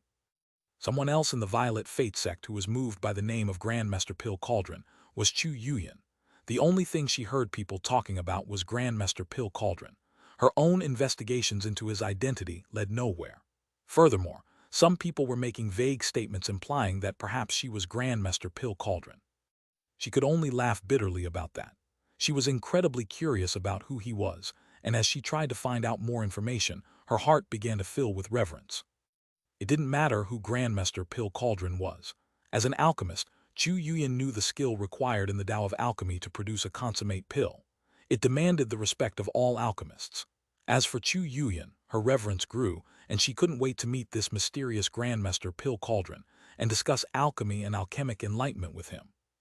To alchemists, alchemic enlightenment was a mysterious realm, where pill formulas didn't exist, and one could only rely on one's understanding of the Tao of alchemy.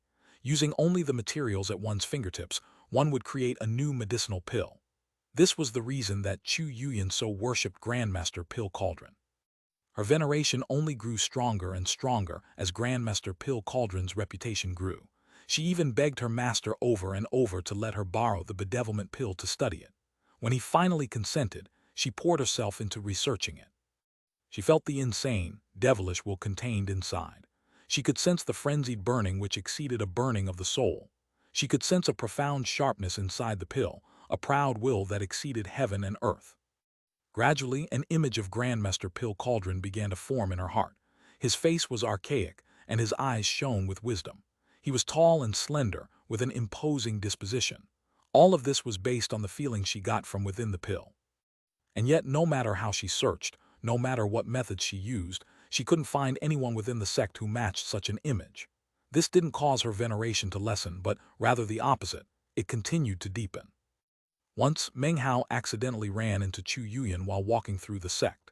He was just about to dodge to the side to avoid her when he noticed that she hadn't even noticed him. Instead, she was engaged in a deep conversation about Grandmaster Pill Cauldron with a fellow female disciple. She walked right past him. Her expression was one of determination, and her eyes shone with a strange light. Every time she said the name of Grandmaster Pill Cauldron, her eyes would glitter brightly. Meng Hao stared in shock, a strange look on his face. He suddenly wondered what Chu Yuyan's face would look like if she ever discovered that Fang Mu was Grandmaster Pill Cauldron. He also wondered what her expression would be like if she found out that Fang Mu was actually Meng Hao. Another half-month passed. On this particular day, Meng Hao had just finished concocting a batch of medicinal pills. Suddenly, his expression flickered as he heard noise from outside his immortal's cave, a hubbub of conversation. The East Pill Division was usually a very peaceful place. A ruckus like this was very rare. Astonished, Meng Hao rose to his feet and walked to the door of the immortal's cave. Down below, the apprentice alchemists were all running in the same direction. Grandmaster Eternal Mountain from the Golden Frost sect is here. He's one of the 3 Grandmasters of the Southern Domain, with a name as famous as Grandmaster Pill Demon. Don't tell me he's here to issue a challenge. Grandmaster Eternal Mountain used to be just like us. He was an apprentice alchemist who slowly rose up through the ranks, but eventually he forsook the sect. Fortunately for him, Grandmaster Pill Demon approved of his long, hard work and didn't cripple his Tao of alchemy. If he had, a day such as this would never have come. I wonder why Grandmaster Eternal Mountain has come to the Violet Fate sect today. Meng Hao's eyes glittered as he stood outside his immortal's cave. A multitude of apprentice alchemists and even master alchemists were all coming out of their dwelling places.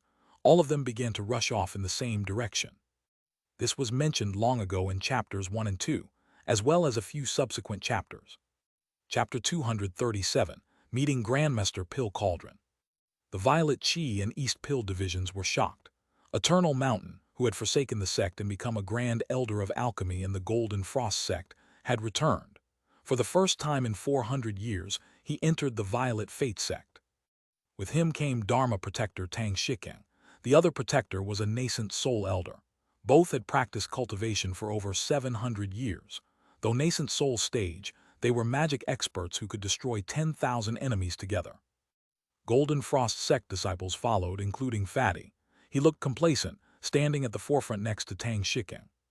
The arrival, especially Grandmaster Eternal Mountain S, provoked Violet Chi Division's Tao Protector Wu Dinkyu and several nascent soul cultivators. On a mountain peak between the Violet Chi and East Pill divisions was a public square for the ceremonies. Two Violet Furnace Lords from the East Pill division attended. One was in Zehai, the other was superior in position and age, the most senior Furnace Lord of the East Pill division. His alchemy skill was peak level, nearly Grandmaster. This was Lin Hailong. 3. Lin Hailong's name in Chinese is Chinese letter Lin Hailong. Lin is a surname which also means forest. Hai means sea or ocean. Long means grand or eminent.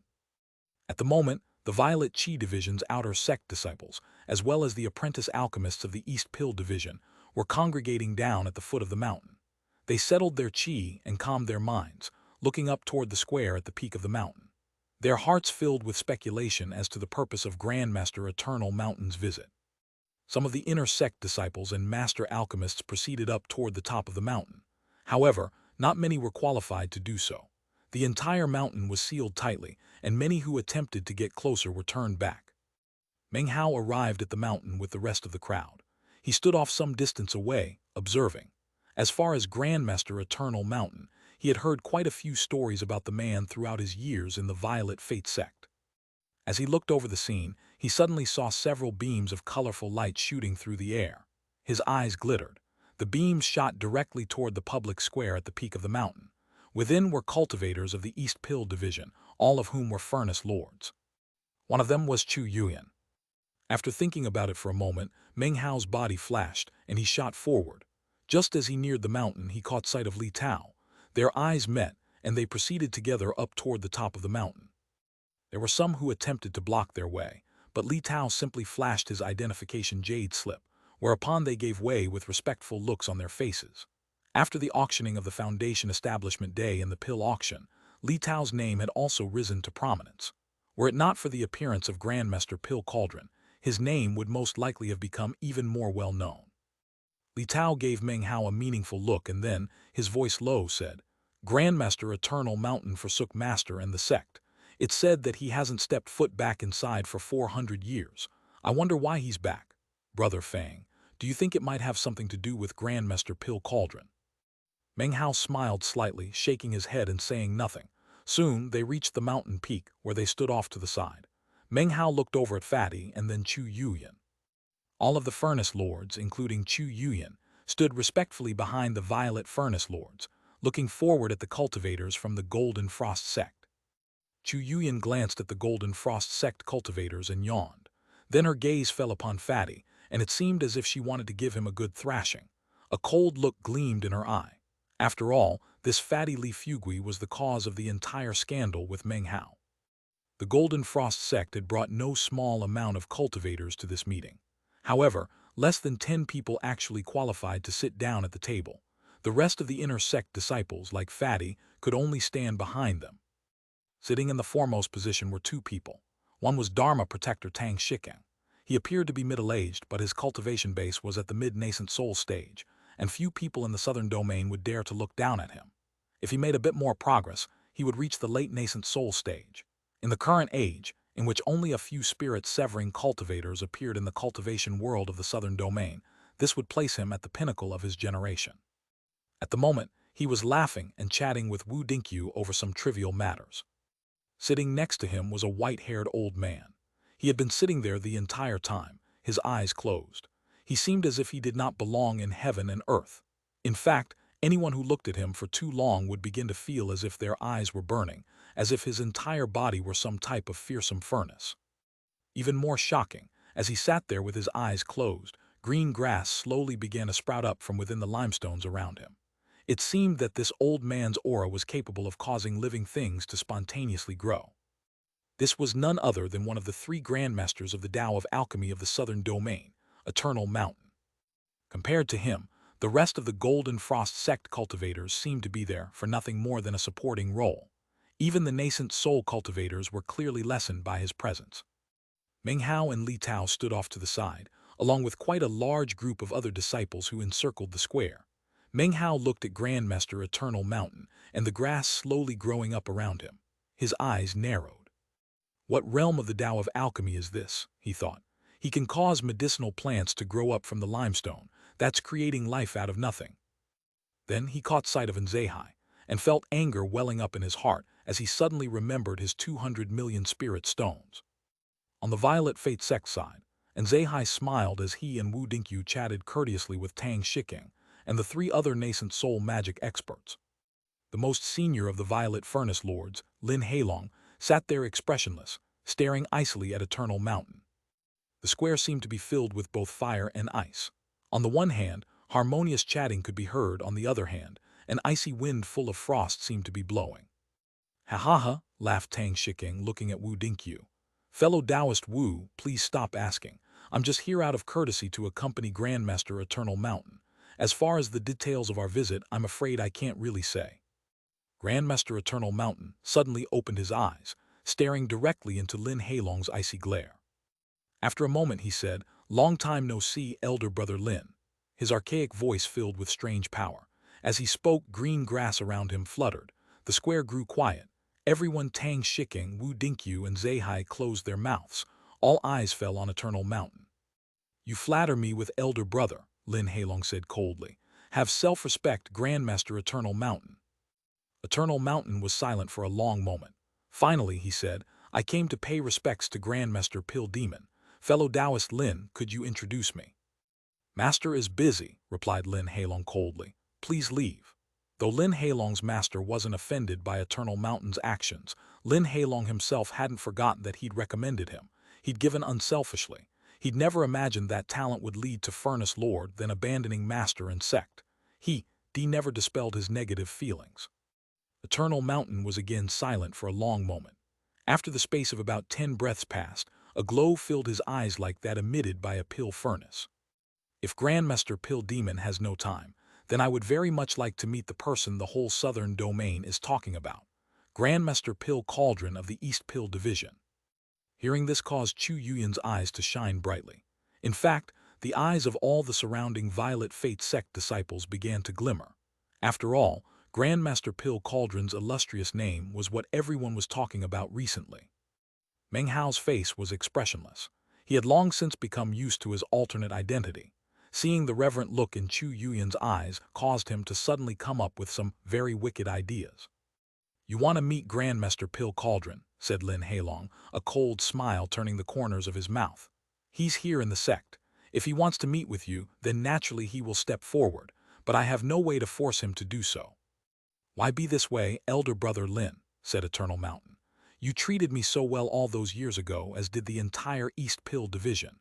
When drinking water, one must bear in mind the source. I will never forget your kindness." "Kindness?" cried Lin Heilong gruffly. His eyes shined with coldness. "If there was kindness, then why would you forsake the sect?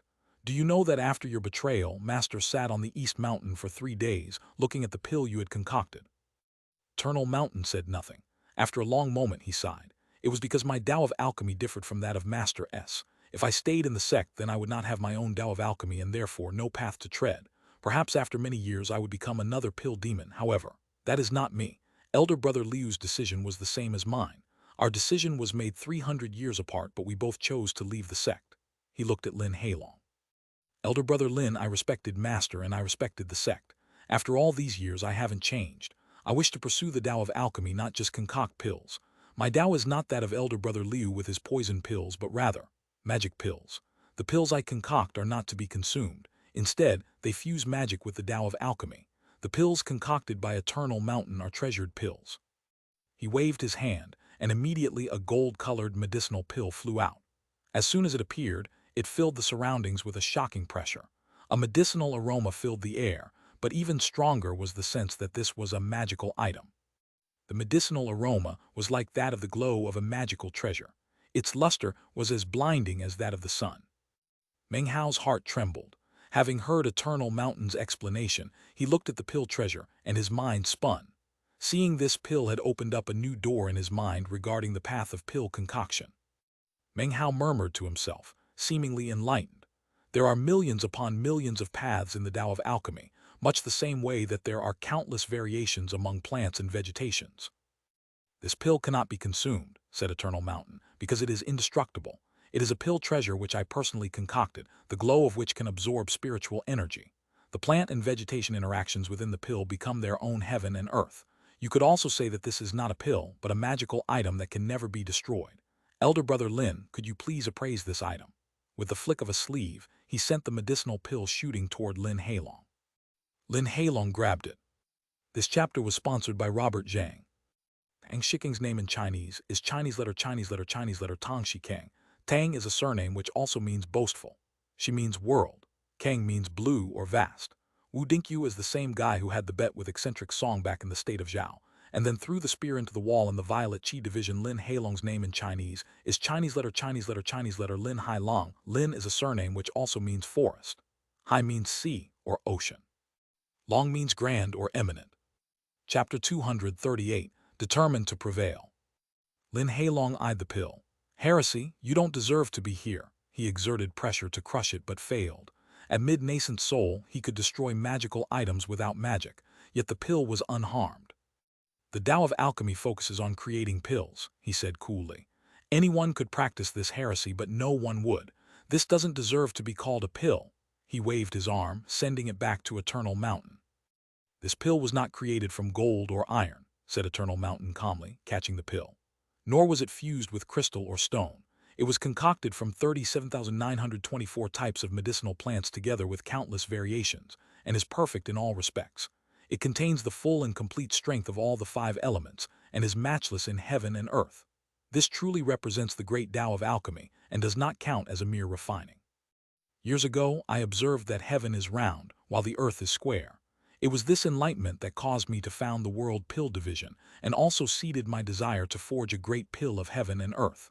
This very pill contains the heavens, the earth, and the world itself. He tossed the pill over to Fatty. Li Fugui is a Golden Frost sect disciple who practices the cultivation of spirit stone consumption, he said in a deep voice, his eyes glittering. He was born with superhuman strength that is concentrated within his teeth. Elder Brother Lin, you call this pill a heresy, and claim that anyone in the East Pill Division could concoct it. Very well. If anyone can concoct a pill that this kid is incapable of crushing with his teeth, then I will give you the pill formula. However, if the East Pill Division cannot do this, then please request Master to reveal himself and provide an assessment of my pill. Even as his voice rang out into the silence, Lin Hailong snorted coldly. The East Pill Division doesn't want your pill formula. Before Lin Hailong even finished speaking, Tang Shikeng of the Golden Frost sect cleared his throat. He pulled out a pill bottle from within his robe. It was gray-colored and covered with blackish marks. It emanated a feeling of ancientness, as if it had been hidden away for countless ages. Tang Shikeng only uttered one sentence. This is a product of the Tao of alchemy of ancient times, an entrancement pill of the 10th level of Qi condensation. His words instantly caused all of the alchemists of the East Pill Division to stare at the pill bottle, and Zehai's eyes narrowed. Even Lin Hailong seemed shocked. The 10th level of Qi condensation was a legendary realm. After the change in the heavens, the path of Qi condensation was not complete, and thus, entrancement pills appeared. They were the ancient Tao of alchemy's response to the changes in heaven and earth, and a way to continue to tread the ancient path. With such a pill, a cultivator could gain a chance to enter into the 10th level of Qi condensation. Unfortunately, pills like this were rare even in ancient times, and were not guaranteed to be completely effective. In any case, the benefits of being able to study an entrancement pill were hard to quantify. It turned out, the Golden Frost sect had come prepared with just such a pill. Eternal Mountain spoke, neither quickly nor slowly. This entrancement pill is complete. Elder Brother Lin, I would like to place this pill up as stakes of a wager. Will you accept or not? His words instantly put a great pressure on Lin Hailong. Accept or not? It was a good question. If he accepted but couldn't produce a pill impervious to Fatty, then he would become a laughingstock. If he didn't accept, then it would be obvious he was avoiding the challenge. If this were battle magic, it wouldn't matter, but battling with alchemy was different. Furthermore, the competition was only a Foundation establishment pup. Lin Heilong really had no choice but to accept. The Golden Frost sect obviously had foreseen this, which was the very reason they had come today. It was a very serious matter. They clearly wanted to force the issue and make the East Pill decision accept their challenge. Zehai's face looked unsightly. He and Lin Heilong exchanged a glance. Both clearly felt themselves to be in an awkward position. Their opponent had chosen a Foundation establishment pup as champion, and the only stipulation of the challenge was to create a pill he couldn't crush. If a Violet Furnace Lord of the East Pill Division produced such a pill, it might not count as a loss, but certainly wouldn't be a win. It wouldn't even be fair for a Furnace Lord to participate. The position wasn't compatible. A win would still be a loss, and a loss would be a complete disgrace. Wu Dinkyu frowned. As everyone sat there silently, Fatty walked forward to stand next to Eternal Mountain, clearly in very high spirits. He pulled out a spirit stone, placed it into his mouth, and crunched it into pieces. He looked around at the alchemists of the East Pill Division, grinning. Then he pulled out a flying sword and began to grind his teeth, apparently desiring to sharpen them. All of this caused the people from the East Pill Division to gasp and stare wide-eyed in shock. What are those teeth? I've heard of this fat guy. They say his teeth can crush flying swords. As the discussions broke out, a strange look appeared on Meng Hao's face. The sight of Fatty looking so triumphant, his teeth glittering, caused Meng Hao to sigh emotionally. He remembered all those years ago in the Reliance sect how he had encouraged Fatty to focus his cultivation on his teeth. Lin Heilong and Zehai looked even more worried after seeing Fatty crush the spirit stone. They frowned, knowing full well they had to accept the challenge. However, if they accepted, it would only be appropriate for challengers from the ranks of the 1,000 master alchemists to participate. If one of them won, the results would be acceptable. If a Furnace Lord participated, it simply wouldn't be appropriate. Besides, if a Furnace Lord lost, it would be far too embarrassing for the East Pill Division. If a Master Alchemist lost, at least it wouldn't be so embarrassing. Would the Violet Fate Sect please respond? Said the Golden Frost Sect's Dharma Protector Tang Shiking, smiling. And Zehai, brow furrowed, glanced over at the Master Alchemists. Suddenly his gaze fell upon Meng Hao. It was only a glance, but he instantly recognized him. It is beneath a Furnace Lord to concoct such a heretical pill, replied Zehai quickly. However, there is definitely one amongst the 1,000 master alchemists of the East Pill Division who can concoct such a medicinal pill. Lin Heilong had just been thinking about how to avoid the whole situation, but hearing Zehai's words, he nodded slightly. His heart, however, was pounding. He looked over at Li Tao, who was standing next to Meng Hao. Li Tao, please step forward and concoct a pill, he said, completely ignoring Meng Hao. Li Tao's eyes filled with concentration, and he took a deep breath as he clasped hands and bowed to Lin Nen. Considering he was a master alchemist of the East Pill Division, he didn't need to formally greet Wu Dinkyu and the others from the Violet Qi Division. Lin Heilong looked at Li Tao with an expression of praise. He had been paying attention to the man for some time. He may have been eclipsed by Pill Cauldron at the pill auction, but as far as Lin Heilong was concerned, Pill Cauldron was a mystery. Li Tao, however, had the potential for much future growth. Take this earthly fire, he said, quickly concoct the pill. He flicked his sleeve, and a violet-colored crystal flew over to land on the ground. The limestones seemed as if they were about to melt from the intense heat of the earthly fire. Li Tao looked thoughtful for a moment, then produced a pill furnace and some medicinal plants and began to concoct. The earthly fire given by Lin Heilong made the concocting process go fairly quickly.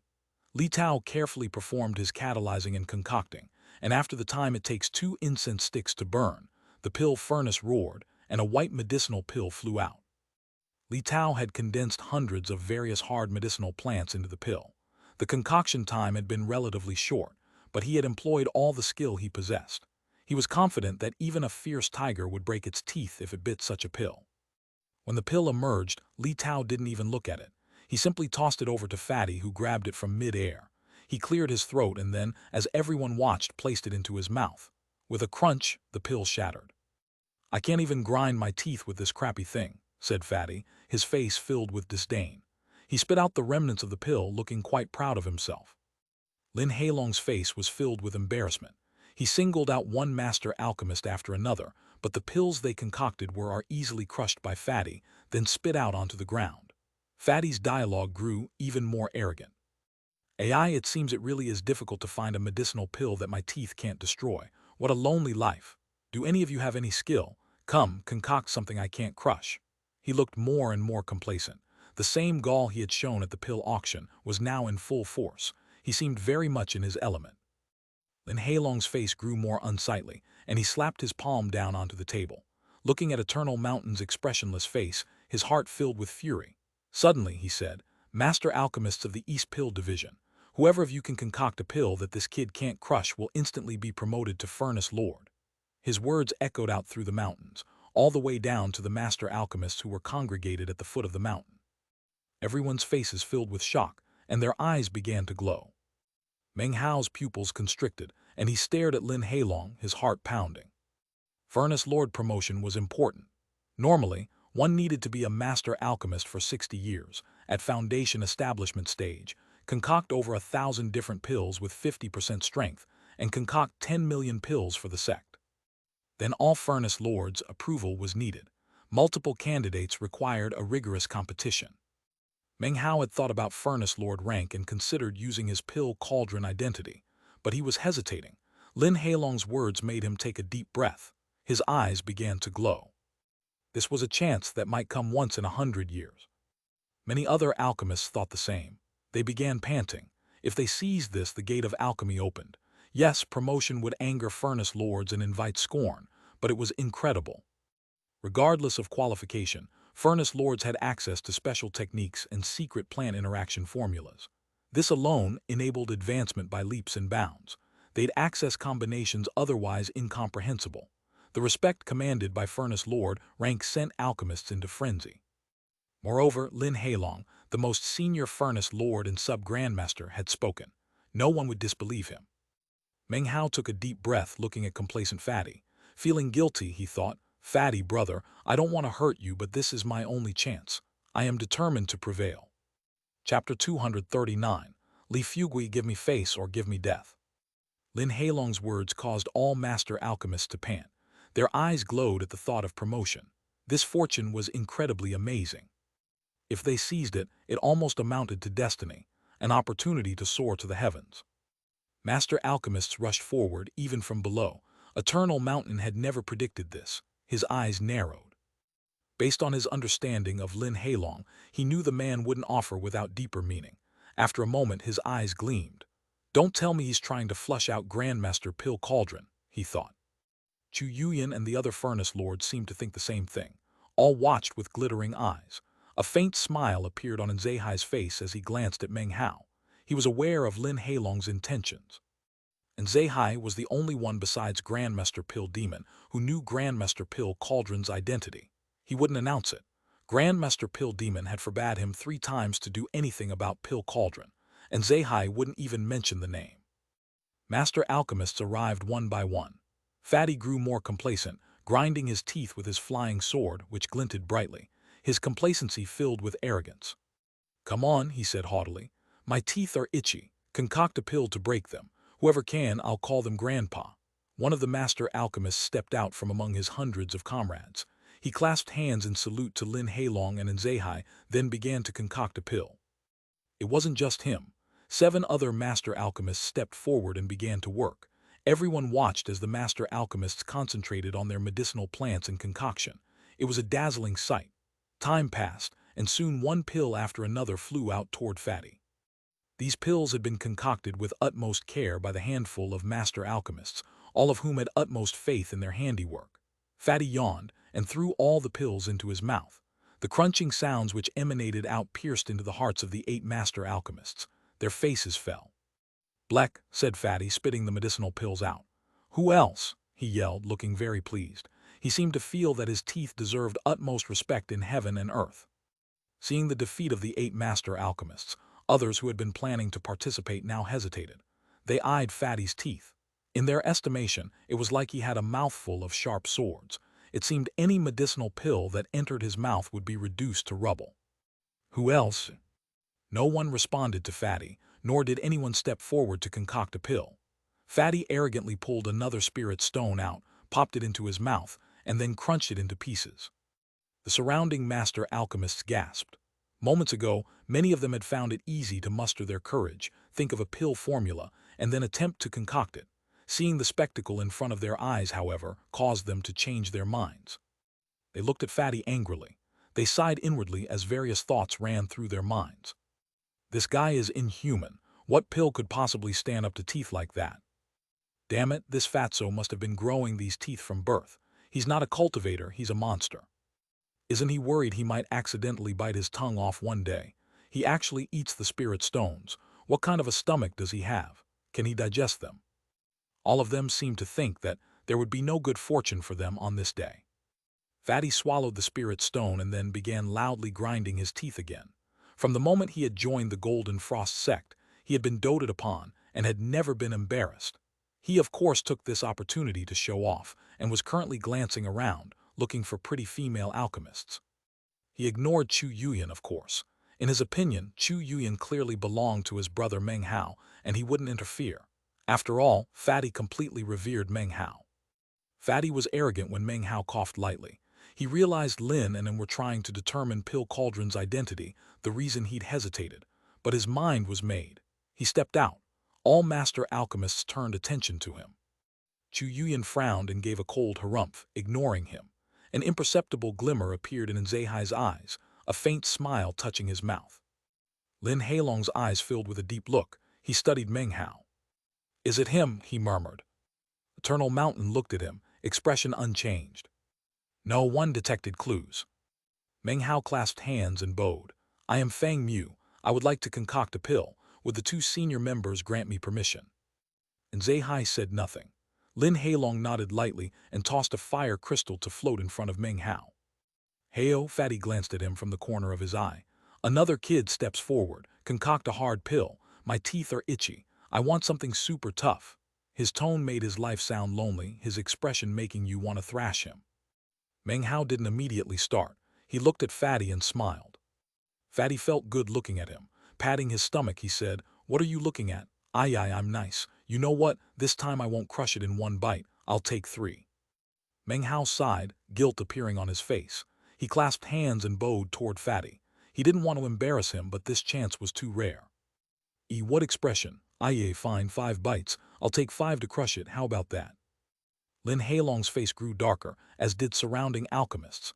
Chu Yuyan glared ferociously at Fatty, then Meng Hao. "Ah, Fatty," thought Meng Hao. "Big bro really doesn't want to trick you like this, but I really don't have any other option." With another cough, he waved his hand and produced the blood crane pill furnace, sending it to float above the fire crystal. Everyone's eyes were fixed upon Meng Hao as he concentrated and stoked the pill furnace to a glowing red color. Then he began to produce medicinal plants. Some he catalyzed, from others he extracted sap. The entire process took roughly an hour.